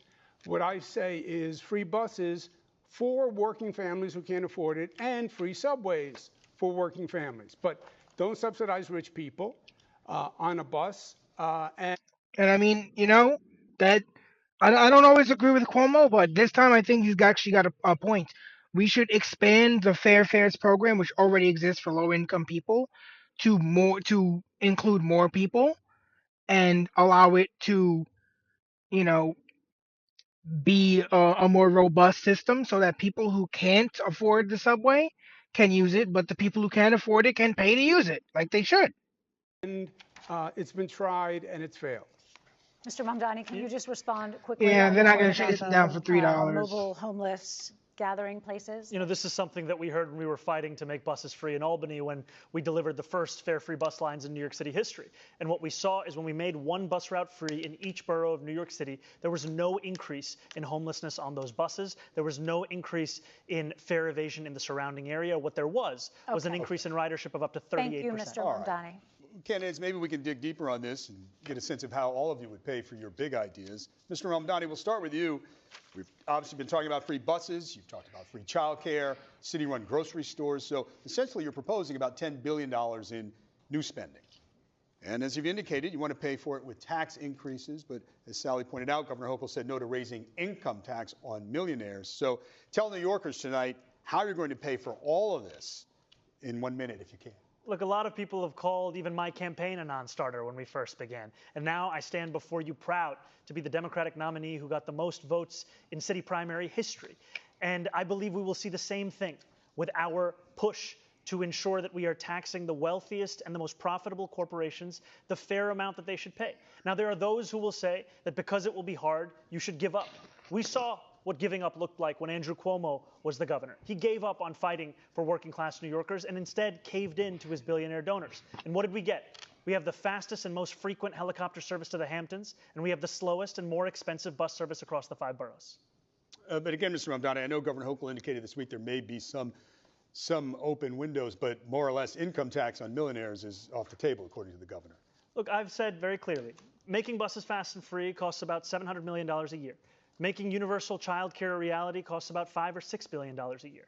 If you raise the state's top corporate tax rate to match that of New Jersey, you'd be raising $5 billion in and of itself. I have a couple of follow-ups. Mr. Sliver, you're next, but I have a couple of follow-ups. I would just want until those companies leave. We have also put forward a plan to save money here in New York City with $1 billion in savings through procurement reform, through following the independent budget office's assessment about hiring more fiscal auditors, and in actually collecting the fines and fees from bad landlords across the city. Just a quick couple of follow-ups. If you could find some of the funding, but not all of it, which of your priorities would come first? What would be the first among equals that you would try to get done? Well, freezing the rent doesn't require any fiscal infusion, so that will be something we'll be pursuing immediately. And universal child care, after housing, is the second cost. Child care is the second cost pushing New Yorkers out of this city. $22,500 a year is the estimate we've seen. Okay. That will be a priority for us. And I just want to know if you could get the money and funding elsewhere, would you drop the call for the tax increase? Absolutely. The most important thing is funding these agenda items. I think these are the two most important and straightforward, direct ways to do so. But if the money comes from elsewhere, the most important thing is funding. Melissa has a question for Mr. Sliwa. Mr. Sliwa, you've been talking about cutting taxes and... Yeah, pretty much. That, we pay the price to avoid the consequences because we know that, as a law-abiding citizen, the consequences are going to hit us a lot harder than a criminal because we've got more to lose. I can't afford to be in jail for 3 days. I got to go to fucking work. Spending. So what is your plan, and how would you pay for your programs like 7,000 more cops? Well, Zoran, boy, your fantasies are never going to come about in terms of funding everything you want that's going to be free, free, free. It's a fantasy. Let's deal with the reality. 7,000 cops. You already have a plan in Boston where you pay for taxes in the future. This is a great plan in which universities and others who have bought up properties that are now taken from the real estate market and taken from property tax pay. We could raise $1 billion from Columbia University, NYU, that are in the real estate business, and Madison Square Garden, your friends, Andrew Cuomo, Jimmy Dolan, who pays no property taxes. That's how you raise $1 billion to get 700 police officers trained, vetted, and out into the streets in the 5 boroughs. And then the police will be on the subways, and they will be patrolling the old-fashioned way where they're needed, going up and down the moving subway cars where people want to see the visual protection, especially women who are being assaulted. And like we saw this morning on 86, a woman with a gun to her head, an armed robbery because we don't have enough cops. I have a question for you in this topic, and let's talk about history, because as governor, you raised and cut taxes. Now you're proposing some tax relief. What's the price tag for your proposals, and where will you get the money for example, 5,000 new police officers? You have a minute to answer. I think Sally's question was very well taken. The Assemblyman's whole plan is based on a myth. He's going to raise... Oh, yeah, triple-digit fine is like a whole ass day's worth of work. That's like basically me working for free just to fucking deal with this fine. I don't got that kind of money either. That shit's ridiculous, man. And not to mention having to go to the court and fucking deal with all the fucking, you go to the court at 9 a.m. You don't get seen until fucking 11:30. You got to go through a metal detector and all that bullshit. It's a pain in the ass.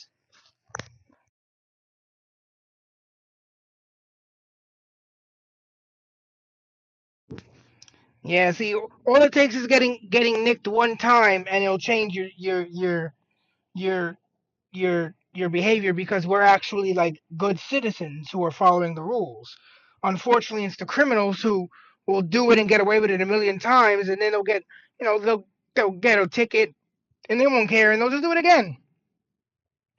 And you have a whole bunch of people doing that shit. It makes everything worse. Taxes. Albany's going to raise taxes statewide on corporations, but the money's only going to go to New York City. That could never happen. It's not just that the governor wouldn't support it, it's impossible. He said he's going to raise the taxes the same as New Jersey, corporate tax. No, it would be double the tax. You would see New Yorkers on I-95 fleeing to Florida. We would be alone. So you have to be realistic with revenue. You have a $115 billion budget. You have to go through that city budget and find savings. I started the state, which is double the budget of the city, at a $10 billion deficit. I closed it and added services. And we can do the same with New York City. Governor, as mayor, you would not increase spending.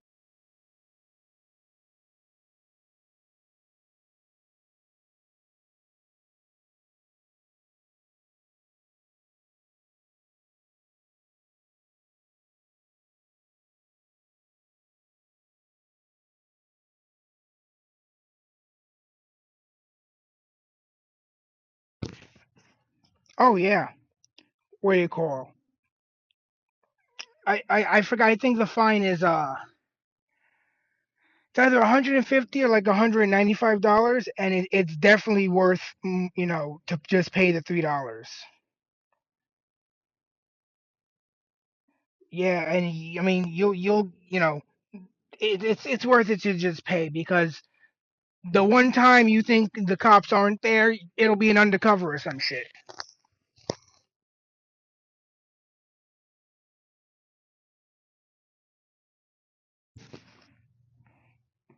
In the New York City budget, yes or no? There would be, whatever additional spending would be revenue neutral. And I'm pretty sure I mentioned about how if they jack up the corporate tax hike, you're gonna see a whole bunch of fucking companies fleeing the state. I did mention that. So you It's find impossible. money You got somewhere else in the to budget. cut taxes for people to stay here. Thank The you. corporations are David? not going to Yes. stay here. They're Okay. being lured All right, thank you. south Sorry. to We cities that are just- more just- corporate we wanna friendly. get to- You got to cut the all right, property Mr. tax, Sliwa, thank you. income Mr. tax Sliwa, for thank those you. who are 19 to 28 who Sliwa, have skill levels thank you. if they go to school here. Thank you, Mr. Sliwa. Andrew Cuomo thinks it's all right to spend $60 million to fund his legal defense from accusations of more than a dozen women of sexual harassment. But if I say we should spend the same amount of money on delivering cheaper groceries in this city through a Okay. pilot All right, program, Mr. Mamdani. that Thank is you. unfathomable. Quick, David, and then I we have got a to right move on. to respond to yes, that. quickly. First, I did not bring those lawsuits. That was brought They by were a brought report against by you. the Attorney General, which I said was political. Well, those That's what lawsuits were filed generated by the individual legal fees. women, and some of them And- have still been making their way through the courts this year and Yes, now. and I've been dropped from the cases. Not That- all okay. of them. Yeah, and what the Assemblyman doesn't say is all this money that he wants to pass. The one thing he did do is he voted for a pay raise for himself. They're the highest paid We have to cover legislators another in issue. the As a United fact States. check, We have to- I did ask And the he state has the worst controller's attendance office record. this week. I did ask the state controller's office this week. Yeah, The he's total missed more was than about half of his 60 million. votes. But just those sexual And, I harassment mean, cases. I don't know about you, Connor, but if I showed up to less than 50% of my shifts, it would not take very long before I found myself unemployed. To defend Governor Cuomo and his staff was about $21 Sorry, it was the million. sexual harassment and I just want to nursing home clarify cases. because you said 60, but All right, on those cases it was 21. Okay, thank you. We have to talk about quality of life in the city. Let's turn to everyday life in the city and some issues a mayor can directly impact. We start with a couple of questions about 311, the number New Yorkers call or text for non-emergency help. First off, have you ever called 311? And if I use the app. At least like 2 or 3 times a week to check, and among other things, it's real easy to just pop open 311 and it'll show you right there on the homepage if if alternate side parking is suspended or not. So that's probably the thing I use 311 the most for, is checking alternate side parking, because I did not want to get a $65 ticket for parking my car on the wrong side of the fucking street. $65 is a lot of money. It used to be enough to buy you a Nintendo Switch game back in the day. so, for what? Mr. Mamdani? Oh yeah, I don't like being late either. I like, I'm considered one of the more reliable people in my job, and I like to maintain that reputation. So I'll sometimes even come like 15 minutes prior to 15 minutes prior, just because like I always I always leave with enough time for something to fuck up and it not affect my commute to work. Because I don't want something fucking up, making me late, making me look bad. Because my boss trusts me, and he's like, yeah, this dude is a stand-up guy, and I know if I tell him be there at 10, he's gonna be there at fucking 10 because he's reliable, and I like maintaining that reputation because I like having that good reputation with my employer. I called 311 for issues with my heating in my apartment, and I've spoken to New Yorkers time and time again who are frustrated by the fact that they can track their Uber Eats block by block, but when they call 311 for them to come to their apartment, it's just a question of hoping and praying that they do. There's no actual appointment. That's something that we would change. All right, Mr. Sliwa, have you ever called 311? There used to be that song 911 is a joke by Public Enemy. 311 is a joke. You can call it over and over and over Pretty again much. and Have never you get ever? response. Have you? The analytics are when the operators talk to you, Mr. as I Sliwa, talk to them. have you called? Yes, I've called them many times and gotten no response. Mr. Cuomo? Most citizens I talk to in the subways and streets never get good Thank you, responses Mr. Sliwa. from We're looking for a short answer. 311. Mr. Cuomo? I've heard a lot of complaints about 311, so I actually made a call to 311 myself to see if the complaints were bona fide. And I was dropped twice. Jesus. Then they were going to send someone to help a homeless woman in distress, All right. and no one showed up. You're all expressing frustration. I mean, I don't call 311 as much anymore. I usually use the app, like if I have to report like rats or shit, because like if I see a whole bunch of rats on a fucking outside a garbage can or whatever, I could just take a picture with my phone, and be like, ew, fucking rats, and then upload that photo directly to the 311 app. So I have to say I like the 311 app. I haven't called 311, but then again, I fucking hate calling and talking to people or anything on the phone, and especially the automated systems. 311 has, it's not as bad as some other places, but 311's got a little bit of an automated system, and it can take a little while before you actually get to talk to a person. So I'd rather just, if I'm gonna deal with the fucking machine, I'd rather just deal with the app in general. If I'm gonna deal with a machine anyway, fuck it. Last year, 311 received 38 million contacts from New Yorkers, from calls to the website. Wanted to know. Oh yeah, what do you call it? Not only that, but like, having that good reputation is a sort of buffer for when something does happen. Like, if a gate gets knocked down and my boss is like, "Hey, did you see what happened?" And I tell him, "Oh no, I don't know what the hell happened." He knows I'm not fucking around because he knows I'm a straight shooter. So, it's always good to have a good reputation with your employer. If you had a sense across the 5 boroughs what the top 2 categories of complaints were, what do you think they were, Mr. Sliwa? Hold on, I'm gonna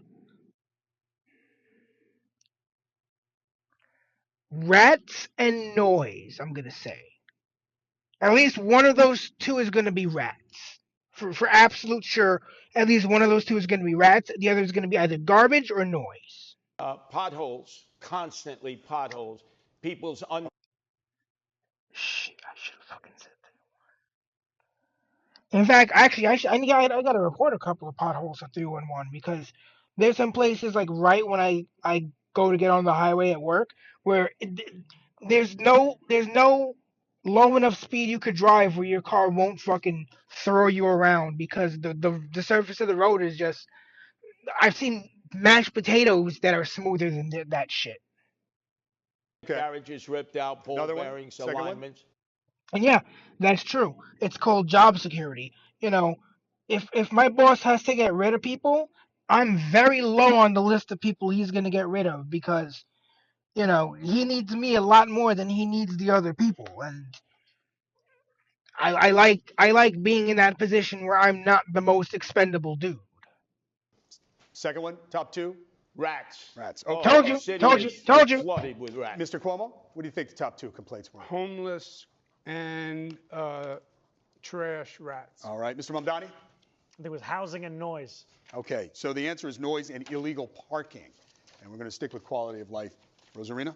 That's right, and let's talk about noise. I did say noise. I'm surprised rats wasn't among them, but I guess people have come to the conclusion that You can call 311 on rats, and it's not gonna do it. If you really want to do something about rats in your neighborhood, get a BB gun.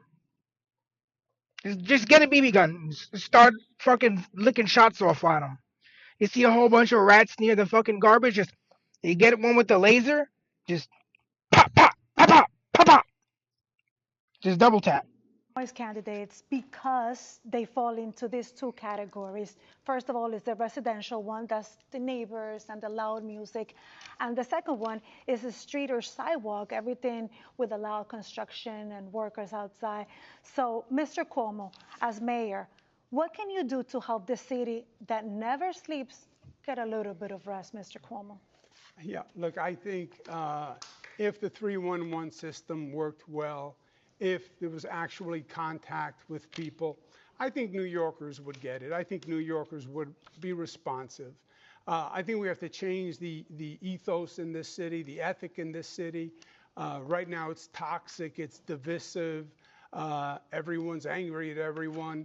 I think. Yeah, you do have to be careful not to get a fine for a cop for that. But you just be stealthy with it. You don't run around acting like you're the exterminator man, but you just quietly take care of the problem. When we have public safety that's One thing, I don't know if it works with rats, but I know it works with mice. The smell of a dead mouse will make other mice flee. So, that whole edict of like you cut the head off or something and put it on a pike as a message, that fucking works with mice. That absolutely 100% works to fuck with mice. functional again, and New Yorkers are part of that system, I think they would be more cooperative than you think. Thank you very much. There's no proposal in there. Mr. Sliwa, how would you quiet a little bit the city that never sleeps? In the outer boroughs, I see problems all the time, quality of life issues. 18-wheel tractor trailers, RVs parked everywhere. Garbage that's not picked up and collected. In the city, we've seen trash cans taken away by the sanitation department, Jessica Tisch, when she was the commissioner. The quality of life has diminished noticeably. So naturally, people are going to revert to 311. But it's important that a mayor be able to provide services to all the people. And they believe if quality of life is diminished, the next stop is sell your house and leave the city. And my goal is to improve and not move. Mr. Mamdani, your turn. What we've seen is one of the biggest sources of noise in this city is from congestion. And with the implementation of congestion pricing, we've actually seen rates drop in the congestion zone. And so I would continue to find ways to ensure that we have reduced congestion across the city. And one of the ways is by making the slowest buses in America ones that are fast and free, so that New Yorkers can not only live a life of excellent quality of life, but also be able to get around this city without having to worry if they have $2.90 or soon to be $3 in their pocket, which is already out of reach for 1 in 5 New Yorkers.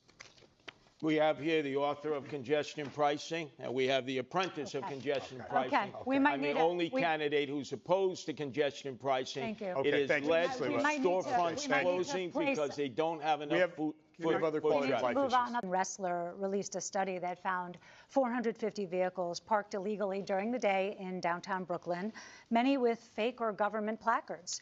That's just one snapshot of the city, but you hear similar complaints everywhere. So how would you fix this specific situation? You'll have 30 seconds. Mr. Sliwa will begin with you. Well, obviously, placards have been abused consistently. You have people who've created fake placards. Not only that, you have people with fake license plates, paper plates. There's all violations against the Department of Transportation rules and regulations of where you can park a vehicle. There's just no enforcement. And that's because we don't have police.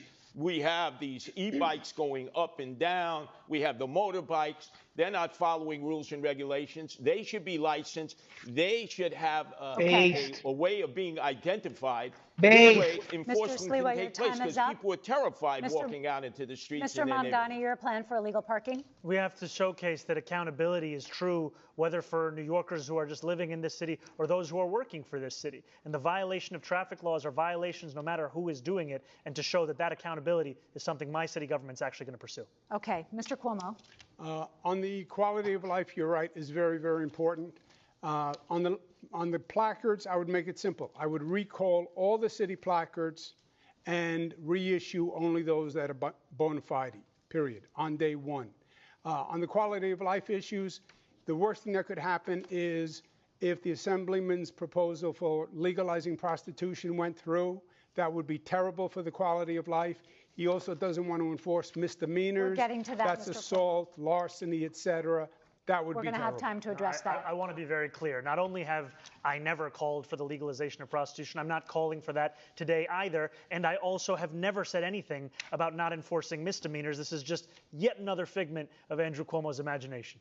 The DSA, which you give your part of your salary to, that's their position: abolish jails, no new carceral facilities, don't enforce misdemeanors. And you're on the bill in Albany as a sponsor to decriminalize prostitution. The difference between myself and Andrew Cuomo, of which there are many, is that there is no one that is actually telling me what to do other than the 8.5 million people who call this city home. If you want my policies, you'll find them on my website. Who told you to legalize prostitution? Well, okay, we actually have a question. Andrew, you can't escape this. You signed the law doing away with loitering. Look, I never understood the concept of how it's legal to give it away, but illegal to sell it. That's all I'm going to say about that. For prostitution, that was the law put forward by Jesse Ramos. Gentlemen, you started the prostitution in East Elmhurst, Mr. Sliwa, and Jackson Heights and Flushing. Mr. Sliwa, we have, and you want to add to it, which diminishes the quality of life. Mr. Sliwa, when I talk over you, nobody's hearing you, and we actually have a question on that. So we'll let Rosarina ask. And for this question, candidates, we want to come to Queens, where we know that prostitution has been an ongoing complaint. Mayor Adams form a task force and order sweeps by the NYPD, but the situation continues, especially around the very popular Roosevelt Avenue. As mayor, Mr. Mandani, how would you handle this situation? You have 30 seconds. I want to first be clear that I am not, and nor have I ever called for the legalization of prostitution.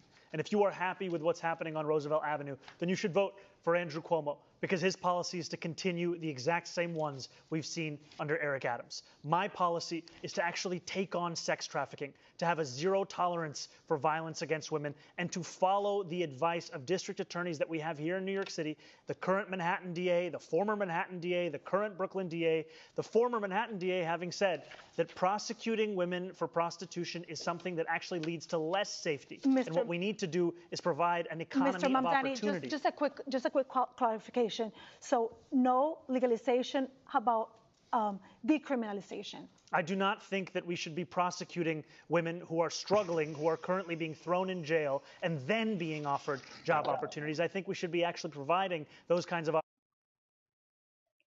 Yeah, that's the thing. If the government, I mean, look at Nevada. Nevada's found a way to tax it, and it's legal there.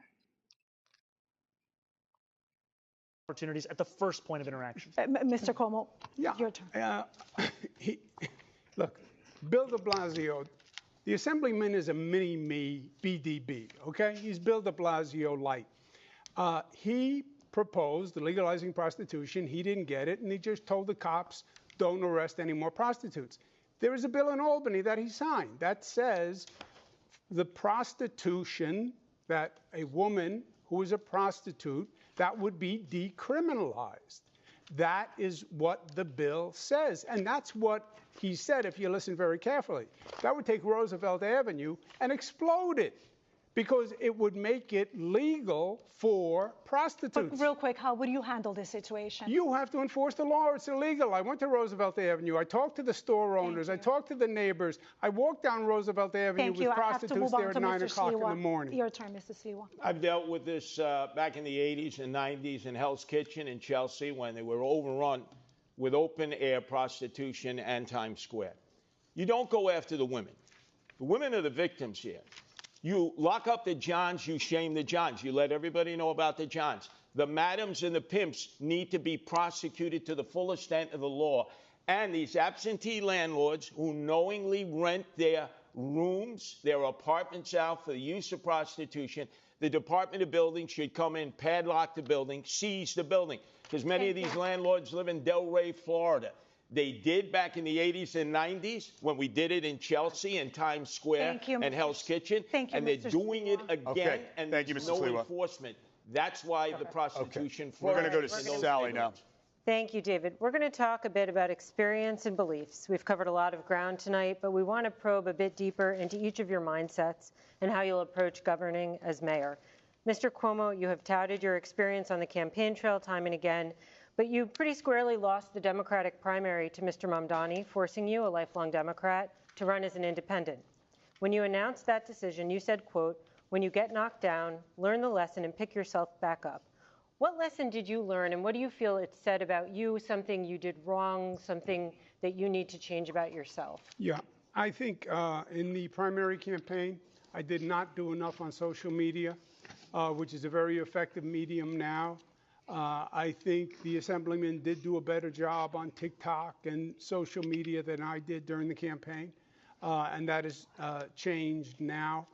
I've also increased my activity significantly, but my agenda is exactly the same. I am the Democrat, although I'm not on the Democratic line. He is a Democratic socialist, called Barack Obama evil and a liar, didn't vote for Kamala Harris. Fight and deliver is, I will fight for people, I will fight the bureaucracy, and I will deliver results. New Yorkers need the mayor to get something done. This is all words and theories. I am a manager who can actually get things done. This is a question about self-reflection. Is the thing you're reflecting on the most that you need to be on social media more? Was there any other deeper lesson? Between the two campaigns, social media, more accessibility. Okay.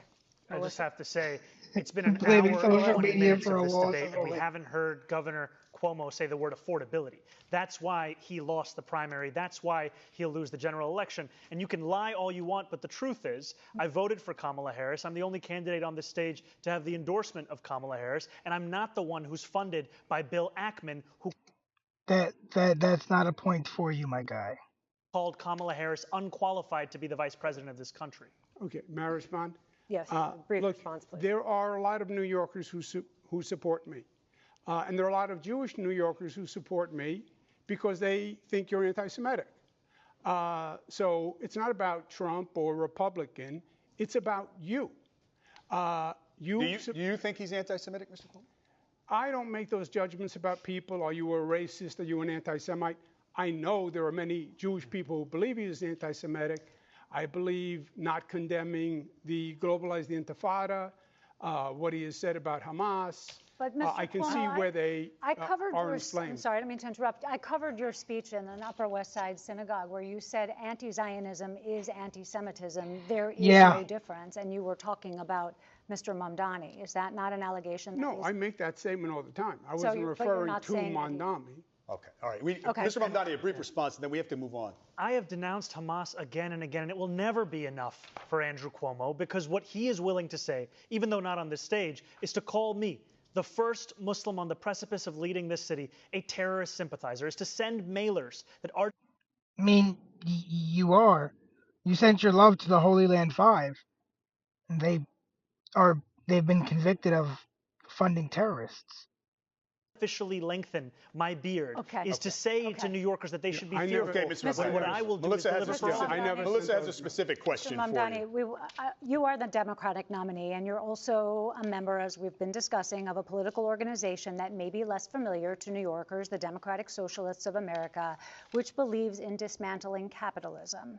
New York City is the global headquarters of the finance industry. So how would you be the mayor of Wall Street and the DSA? You have 1 minute. I would be the mayor of this entire city, and that means ensuring that the wealth that we generate in this city is also wealth that every single New Yorker can actually feel in their pockets. Because what we have today is a system that has generated the most wealth in the wealthiest country in the history of the world, where 1 in 4 of our neighbors are living in poverty. That's unacceptable. We can't look at 500,000 kids hungry every single night as just the cost of doing business in this city. That's something we have to actually change, and I'm going to do that by fighting for my neighbors in Queens that I've come to know, who are not only the ones who own teapots and toy stores, who own diners and dry cleaners, but also the ones who work there. Because right now, all of them are being pushed out of this city by corporate greed, by private equity, and by a politics that refuses to fight for them. I will finally deliver that politics. Just a quick follow-up, Mr. Mamdani. A lot of Hispanic that flee socialism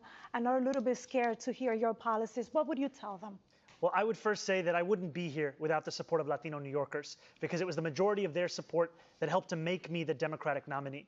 And what democratic socialism means is a belief in the dignity of each and every New Yorker and the responsibility city government has to deliver that dignity. That's why I'm speaking about childcare, because it's pricing out New Yorkers from the city. That's why I'm speaking about freezing the rent, because housing isn't a human right in the way that we practice our politics in this city. And that's why I'm talking about making buses fast and free, because 1 in 5 New Yorkers are being priced out of public transit today.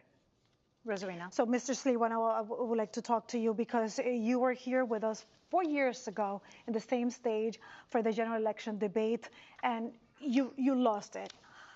Why do you believe New York is ready to elect a Republican this time around? First off, did I not warn you 4 years ago that Eric Adams would be corrupt and we would have chaos? Did I not? Yep. Of course I did. And I get praised for that. Now I'm trying to get people to vote for me, not just on the Republican line, but also my wife, Nancy, who was the best thing that has ever happened to me, created the first ever independent Protect Animals line, which calls for no-kill shelters and putting animal abusers in jail. But the other thing that differentiates me from both of my adversaries is that I am opposed to the city of yes, which will destroy the residential neighborhoods. Both of them are for the city of yes. So when you vote for me, whether on the Republican line or the Protect Animals line, turn your ballot over and vote no on all those initiatives and referendums. Imagine, they've said, how can you, Curtis, a Republican, work with a Democratic majority in the council? Adrian Adams is in agreement with me. The Democratic city council people are in agreement with me. No to the city of yes, which will take your homes and provide you instead with lithium-ion battery warehouses next to your house, which are like mini Chernobyls. I'm the only candidate who is opposed to the city of yes. Thank you. I have a quick follow to that, Mr. Sliwa. How do you bring down costs if you don't build more housing? Oh, it's very simple to build housing. You just look in New York City. We have so many dense areas where you no longer can use the commercial space. They used to be office space. And you just convert it into residential housing. You don't need to go into the outer boroughs. You don't need to use wetlands and parklands, which they seek to do. If you build a new building, it takes 5 years. If you convert an All right, Mr. Sliwa, thank you. We want to change the pace it can a be little done bit. in a year. I want to change the pace and just get a sense of what you think about political leadership. We're curious about who you admire. Who is the best modern-day U.S. president? Mr. Cuomo? Modern day? Well, I'm partial. I was Bill Clinton's Housing and Urban Development Secretary. We built affordable housing all across the United States. So Bill Clinton? Empowerment zones. I would say Bill Clinton. Okay. Mr. Mamdani? I would say FDR. Mr. Sliwa? Is modern day? Modern. Well, Man, I'd say FDR also, if that's modern day. Mr. Sliwa? A man that ended up being loved by Democrats and Republicans alike, the greatest governor we've ever had in my lifetime, George Pataki. 3 terms, no chaos, no corruption. I was asking. And he actually beat President. the better President. Mr. Sliwa, modern-day U.S. This president. governor and this Modern-day U.S. president, president. Curtis. Oh, who's who you thought the best modern best president in our lifetime? Yeah. I would say the best president in our lifetime that I've experienced, I would go back to Ronald Reagan. Ronald Reagan. Okay. How about the best New York City mayor, Mr. Sliwa? Best New York City mayor, Mr. Sliwa. Rudy Giuliani, who endorsed me last week. Okay. And I'd have a little bit of Michael Bloomberg thrown in because he liked Mr. the delegate Mamdani? responsibility. I think the best New York City mayor of all time is Fiorello LaGuardia. Mr. Cuomo? It was Bill de Blasio last debate. No, I've always said Fiorello is the best mayor of all time. Who's yours, Mr. Cuomo? Is it of all time or modern time? Best New York City mayor in Europe. Of all time, it is Fiorello LaGuardia. We agree. Recently, I would say Mayor Dinkins and Mayor Bloomberg. Okay. How about the political leader, dead or alive, you most admire? Mr. Mamdani? I would say I admire Bernie Sanders. Mr. Cuomo? My father. Mr. Sliwa? I said it already, George Pataki, who is loved by Democrats and Republicans and the greatest mayor in our lifetime. All right. The greatest governor in our I just lifetime. have one more before Sally starts to ask you about schools. A show of hands. Who supports Kathy Hochul for re-election? It's a decision that should be made after this general election. So no decision. Mr. Cuomo, you handpicked her as your lieutenant governor. No thought? You have to know. I don't support her. Okay, so. And I would. I don't add like that it, I do Kathy think that Kathy Hochul. Hochul, She our sucks. governor, has been doing a good job in not only Do you serving support her and for re-election? delivering, not only delivering for New Yorkers, but also standing up to Donald Trump. Just what, do you support her for re-election? Then endorse her. I'm focusing on November. Why don't you endorse And I her? appreciate her support, All right, and I thanks, appreciate her candidates. work. But Thanks, you don't candidates. endorse her.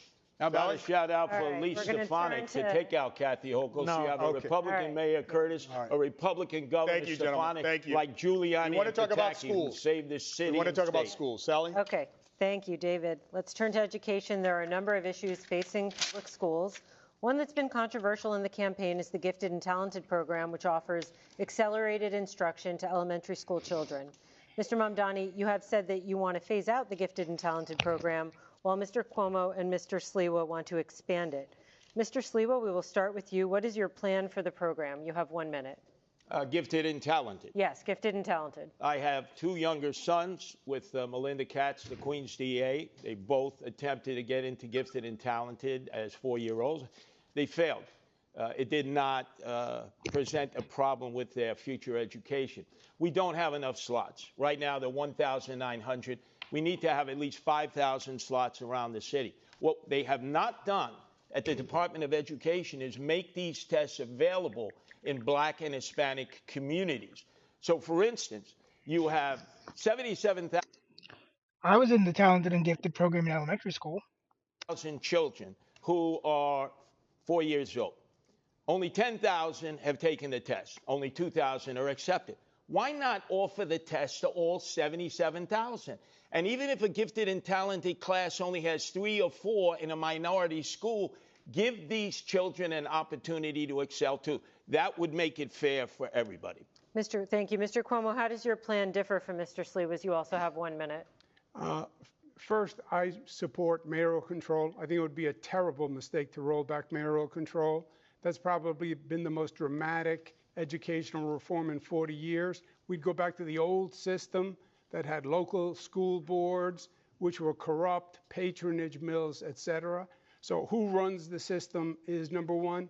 I would expand gifted and talented programs, accessibility. I'd offer preparatory courses to any student, parent that wanted to take them. I'd double the number of specialized high schools from 9 to 18. And I would keep the SAT as it is. Thank you. And Mr. Can I Mamdani? add one thing? Very There's been no discussion about vocational high schools, Okay, which we're save so gonna many keep- young men and women. Sorry, this is the We question. need to expand vocational training for I those who agree. are not We're going going to to keep achieve going here with academic Mr. excellence. Mamdani. Why should the Gifted and Talented program be phased out, in your opinion? You have a minute to answer. So I want to be very clear. I have spoken solely of gifted and talented for kindergartners. I do not believe that kindergartners should be subject to a singular assessment. I have not spoken of any gifted and talented programs older than for kindergarten. I'm solely speaking about kindergarten. And I believe that we should be delivering the best education across the country here in this city. We will do that by following through on the proposals I've put forward to hire 1,000 more teachers every single year through our Community to Classroom program, one that will ensure that we're providing each student, whether they be in high school or someone who is an adult looking to become a teacher, with $12,000 in tuition subsidies so that they can start to fulfill the 7,000 to 9,000 additional teachers we need so that we can actually deliver on the Class Size Reduction Act, which I was proud to pass in Albany, that will ensure that children and teachers actually have a manageable ratio in that classroom so that they can learn. Because today, that learning is being rendered impossible by the number of kids in that same classroom. It's time to make sure that that number is lower. Thanks. But you don't Gentlemen, believe the switch- mayor should run this system. I've been critical of mayoral control because of the ways in which it's been used to take away the voice of parents, of educators, of students. And I think it's important that those same voices be a part of how we lead the system. So are you for or against mayoral control? I've been critical of it. I'm against mayoral control, and I think that there's an importance of developing something that actually enshrines all of those voices together. Mr. Cuomo, you also tried to curtail it when Mayor de Blasio was mayor. But I'm we sorry? can go. Did you hear what she said? No. I was saying, you proposed a curtailment of mayoral control when Mayor de Blasio was mayor during There's negotiations. been multiple modifications of mayoral control over But the years. some proposed curtailment at your hand, so if you are such a champion of it tonight, No, I think it's worth pointing I never out. proposed reversing mayoral control. No, shortening the duration of time he would have control of schools. Yes, for renewal. The renewal Mr. Mamdani, period. how much Counter control to of what you're schools, saying. Mr. Mamdani, how much control of schools would you be giving up? Is it just a sharing arrangement? I know you want to share with the districts and with parents, or would you be giving up full control? And is that an accountability problem if the buck doesn't stop with you? I think the mayor needs to retain the accountability so that New Yorkers know exactly who they can come to when they have critiques. And I think we also have to develop a system where we don't have what we saw just recently, where you have hours and hours of parents and teachers and students testifying only to be overruled without any consideration by the panel on Thank you. education. Mr. Mamdani, I have to move mayoral on. control. Switching now, it's a question for all three of you, switching to students with learning challenges. Parents of students with dyslexia, ADHD, and autism are very well aware of the fact that the school system in New York City is not doing enough to meet their children's educational needs. How will you help these parents and students? We know that Mayor Adams has expanded evaluations specifically for children with dyslexia. It was an issue close to his heart, but what would you do more broadly, Mr. Mamdani? You know, I think some of the initiatives that Mayor Adams has launched, especially with this chancellor, have been showing positive signs, especially for literacy and for preparedness, especially as we're in a national crisis on reading and mathematical comprehension. And I think those are programs that should be furthered, should be invested in, all while also ensuring that we're giving teachers greater flexibility in the curriculum that they're actually teaching. Because what I've heard from many of those teachers is that too often the curriculum that's being procured in the $10 billion a year in DOE contracts is one that has little relation to the classroom. Thank you, Mr. Mamdani. Mr. Sliwa, you have 30 seconds. Yes. We have $41,000 that we're spending on each student now. By fourth grade, 2/3 of these children cannot read, write, or do math at grade level. Jesus fucking Christ. We should be No wonder ashamed everyone's of fucking ourselves. retarded. 100,000 less students than we had last year. 1/3 are truants. We have 200 schools with 200 students or less, and Michael Mulgrew determines which schools stay open. Eric Adams is not exhibiting mayoral control. The mayor should run the Board of Education, the old Board of Education that is now the Department of Education. The bureaucracy.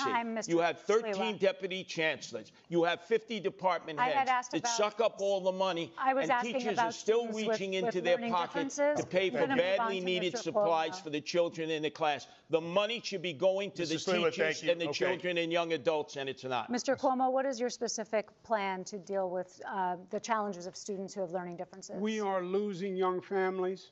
When the child becomes of school age, they leave the city, they go to the suburbs, they go to New Jersey. They're not going to sacrifice their child on what they think is a secondary education system. The core competency, reading and math, below 50% is a disgrace. The gifted and talented program. I came from a high school that had a less than 50% graduation rate, which meant I was part of the, I think it was 43% that actually graduated from my high school. Whereas 57% fucking didn't. I don't know what the fuck they did, but they didn't graduate. Gives people hope. I do believe Mayor Adams has made progress on the evaluations and services for children who require special needs and assistance, but obviously we have to do more. So we have another question about there's a big strain in the system. Mr. Cuomo, what can you do to help migrant students, but also the staff? You have 30 seconds. Well, first, I think it was wrong of the state to put so many migrants in New York City. New York City had the overwhelming majority of migrants. But they're already here. Close to about 80%. The state should have put them all across the state. Nassau, Suffolk, upstate. No. You should have fucking sent them back where they came They from. were bussed here from Texas, And right? we have a situation but if right they're now. bused from Texas, you could have brought some to Nassau, 20 miles, Yeah, but they're here Westchester. right now, and we're asking about the current problem. Yes, well, that's how the problem was created. Okay, we understand The that. state put them here. The state gave the city the bill. It has now increased the challenge in our education system. The state is going to have to help financially. So you didn't answer the question, Mr. Mamdani, is your chance. You know, when I spoke about our community to classroom program, the importance of it is not just bringing in 1,000 more teachers every year. It's also that we would bring in a number of more bilingual educators. Because what we've heard from a number of adults who have taught in other countries, now live in New York City, is the process by which they get their certification approved to teach here is one that is onerous and one that is actually pricing many of them out. That's why this is a program that will directly address that, to increase that bilingual capacity in our school system so that we can teach every single child, no matter when they got here, But the public education Mr. they Mamdani, deserve. this certification has been offered and it hasn't been successful. So how can you make more teachers to be, like they want to do this? Part of what I've heard is that the tuition costs as part of the same certification exams are onerous for many of these adults looking to switch careers. That's why this program is built upon providing $12,000 in tuition assistance that would lead to 1,000 more teachers every year. And also salaries will be a good. We have not just migrant children, we have the children of the homeless, over 120,000. We haven't yet discussed charter schools, parochial schools that are closing. Normally, parochial schools would have been able to take some of these children. We need to expand the number of charter schools that are doing an amazing job, especially in the inner cities. And why not make that available to migrant children and to the homeless children who are coming from shelters all across the city, who need the special teaching skills that have lifted children in the charter schools? We need to give choice, because that's our most precious resource, our children. So allow me to now move on into the sanctuary. I agree on the charter schools. Thank you, Mr. Cuomo. So allow me now to enter into the sanctuary city situation, and let's Oh, here we go. Hold on. Let me take a big hit because I'm about to get deep into some bullshit now. talk about also undocumented immigrants.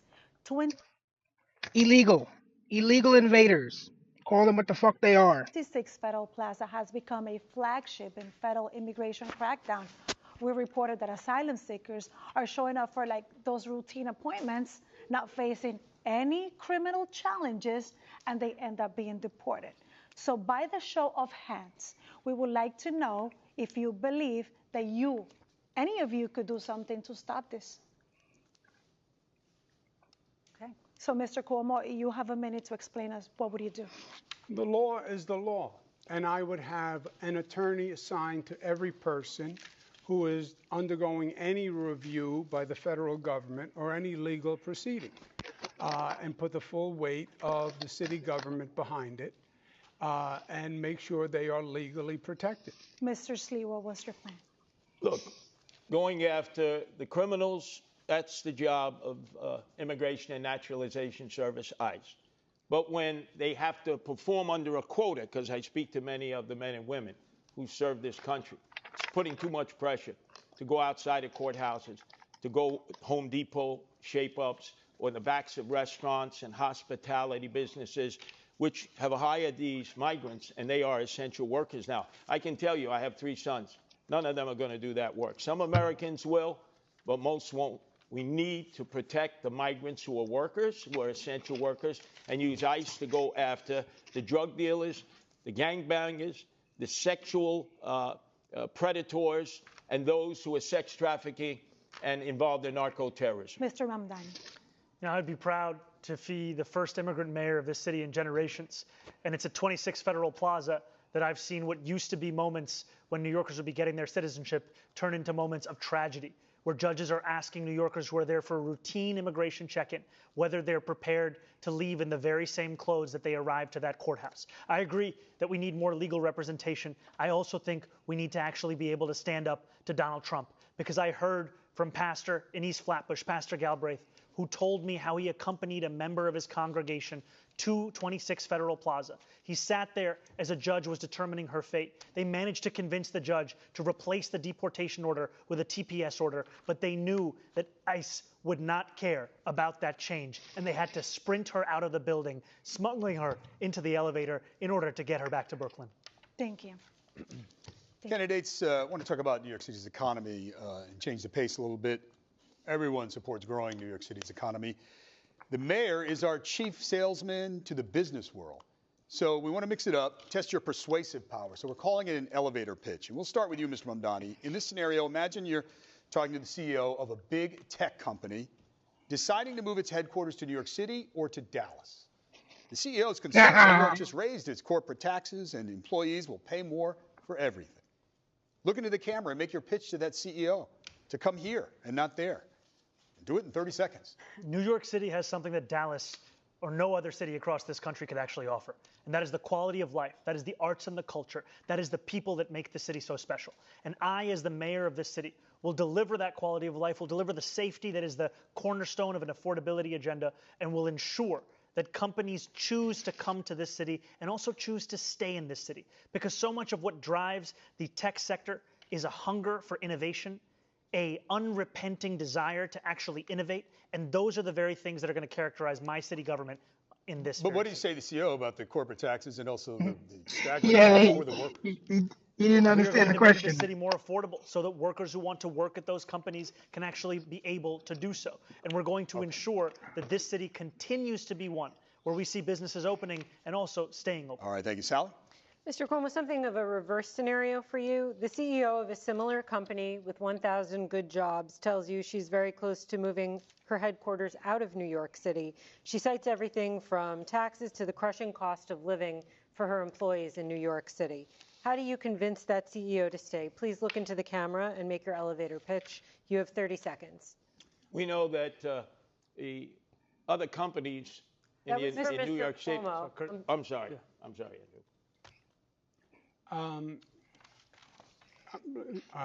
The question is to me in this camera? Yes, the question is how you would convince the CEO of a company with 1,000 good jobs who's looking to move out of New York City because of the high cost of living for her employees and taxes, how you would convince her to stay in New York City. In 15 seconds? 30. Okay. 30 seconds. Okay. I get it. I understand your frustration. I understand that the far left has been raising taxes and making businesses feel like the enemy. We get it. That's gone. The DSA, the socialist orientation, we're not socialists. It didn't work in Venezuela, didn't work in Cuba, didn't work here. We know that we have to work with business. We want to be your partner. We want to have taxes that help us grow our city, but are competitive for you. We're at time. And we want to partner to grow your business and our city together. Thank you. Mr. Sliwa, let's talk about business, because let's assume the big tech company that we pitched to Mr. Mamdani earlier has decided to move to New York, and it's 1,000 good paying jobs, and the CEO wants to be based in Astoria, Queens. But there's a loud pushback of residents who don't want the noise and the traffic. How can you convince the residents to accept the new neighbor? You're speaking to a very powerful community. How can you convince them? But we saw that with Amazon. Amazon wanted to come in, and AOC led the charge and local elected officials to say no to Amazon. That was a big mistake. I would say this. Our companies are being recruited away by the day. We have young people who are going to school here who could fill their needs in these high-tech industries who also are being lured away. We need to cut their income taxes for 5 years. Tell them if you go to school here, graduate here, no income taxes for 5 years. It's an income tax holiday. And the most important thing, we have to be able to assure the executive that this will be a city where we don't lock up toothpaste any longer, but lock up the criminals who make it intolerable to have a good quality of life. Thank you. We need to move on to a subject that was the Democratic Socialists of America that stopped Amazon and cost us 25,000 jobs. So Thank you, real Mr. life. Cuomo. We need to move on to a crisis that is very important to a lot of voters, and that is people struggling with mental health problems. Roughly 500 times a day, someone calls 911 about an emotionally disturbed person. And in a limited number of those cases, when the person is not believed to be violent, social workers are dispatched instead of police. Mr. Mamdani, you want to do that on a much larger scale. So we want to know, how will this work? When will you send police versus social workers? You have 1 minute. You know, we have a program here in New York City called Be Heard that is attempting to do this kind of work. But we've had a mayor who has ensured that it's been unsuccessful, to the extent that even when there was an assessment of about 60% of calls that could have been addressed by Be Heard instead of the NYPD, Be Heard was not actually responsive to it. And that's because we haven't had the political will to deliver on what is a crisis that affects so many New Yorkers, which is the mental health crisis. What my plan will do, an innovative plan of the Department of Community Safety, will take what has worked elsewhere in the country, a program in Eugene, Oregon, where they took 24,000 911 mental health calls out of the police department. They were able to respond to all but 311 without police assistance. When there is a concern for safety or of violence, absolutely, you would have the police there. But what we are doing today is actually ensuring that every single call is going to the police and not allowing them to do the work that they signed up to do. How will you determine whether there is a concern for safety or violence? What is the line between the calls in which police will be dispatched and the calls to which social workers will be dispatched? The line is also going to be one focused on violence and the threat of violence. And I also trust the operators who will be receiving those calls to make that determination, as they do every day today for so many emergency services. And just two really quick points, please. There has been a lot of discussion that you would send social workers to domestic violence calls, which police are concerned about. So you're saying no, okay. And then the other question is, how can you be sure that a situation that does not sound violent when someone calls 911 does not become violent in the moment? Would police be assigned as backup? I think what you do is you actually follow the experts that have shown us this can work when you're willing to ensure that you're trusting the mental health experts who have been doing this work elsewhere in the country, where they call for the police when they need the police, but their initial impulse when there's no violence in that call is to actually address the mental health at the heart of it. Okay, Mr. Sliwa, you have encountered plenty of these types of situations in your decades of work with the Guardian Angels. So do you see this approach working? You're not a police officer, but you've helped out in situations. Zoran, boy, another fantasy that's not reality. Eugene, Oregon. Have you ever been to Eugene? I've been to Eugene. Come on, this is New York City. We have so many emotionally disturbed persons that are in need of help. I will tell you this, Andrew, you closed the mental health beds that were taking care of them. 40,000 when you came into office, down to 4,000 because of your cuts, which forced these people to live in the streets, in the parks, and the subways. These people need to be removed. They need mental health care. We need to make our shelters safe. I've been in 1/3 of the 300 shelters run by the Department of Homeless Services. It's Darwinian there, survival of the fittest. If we can make our shelter system safe, we can get men and women who are homeless in there, especially veterans who we're not giving any attention to, who we put out at Ward's Island at 10 o'clock at night, release during the day, don't give any training, have them roam about, and obviously, when you have nothing to do, you end up getting into trouble. Okay. This is a disastrous, homeless and emotionally disturbed plan that we have in New York City. And I'm the mayor that can change it because I deal with them every day in the streets, in the parks, and the subways. Okay, Mr. Cuomo, do you think that the NYPD handles these calls for emotionally disturbed people in distress well? Is there room for something in the middle? Yeah, I think the Assemblyman deals in theory. There's an advantage when you actually have experience. I've run homeless programs. I ran the homeless programs for the federal government. I worked with cities all across the nation. When you get a call on a telephone about a mentally ill person who may be violent, it is a very dangerous situation. And I think you should have a mental health worker accompanied with a police officer, because these can be explosive situations. I have been in situations that seemed apparently calm and fine, and then erupted into violence very quickly, and it got very dangerous very quickly. So I would have a social worker with a police officer and get the people off the streets. That's the humane thing, and get them the care they need, not institutionalize 40,000 people again. We have supportive housing now, which is what we use, and forensic beds for people who need them. Now, let me get this straight. A police officer is there first. He has to wait for the arrival of a mental health care worker. No, I would send them as a team. As a team. But that's not realistic.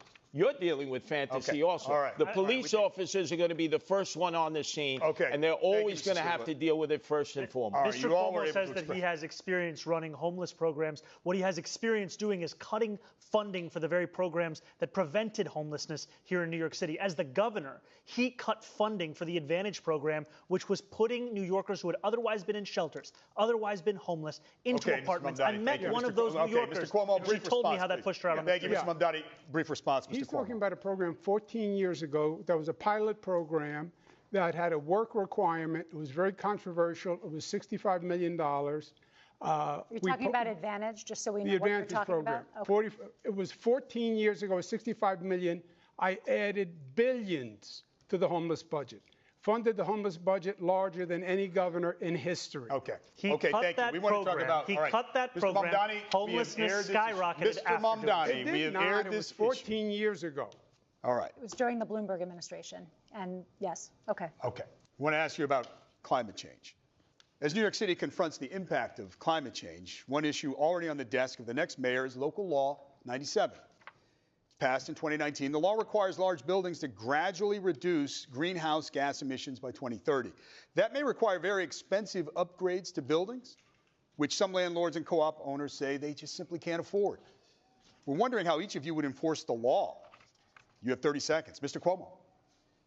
Local Law 97, I support. Implementing the law is going to be the key, because it has to be done in a way that isn't so disruptive to businesses and residences that they just give up and pay the fine and don't even try to comply, which is what is going to happen now. It will be cheaper for them to pay the fine than comply, and that obviously will accomplish nothing. So, yes, I support the law. Yes, we have to implement it, but we have to implement it in a way that is feasible. Right. Thank you, Mr. Cuomo. Mr. Sliwa? Local 97 will destroy those people who have invested in co-ops and condos. There's 100,000. It's forcing them to electrify. Now, you, Andrew Cuomo, took Indian Point offline, 25% of our electrical capacity with no replacement, which has caused skyrocketing electricity bills. And now we're going to force condo and co-op owners to electrify. Maintenance fees will go up 30%. These people will be leaving their condos and co-ops. They need relief. When I'm mayor, I slow that process down. We need our co-op owners and condo owners to stay here in New York City and not flee. Indian Point? Yeah. Indian Point was started before me. It was a very dangerous situation. We have nuclear facilities upstate, and my proposal on what I did is run cables from the nuclear facilities upstate to bring the power to downstate. Indian Point had 20 million people in the kill zone. Thank you, Mr. Cuomo. Mr. Mamdani, Local Law 97, how would you enforce the law as mayor?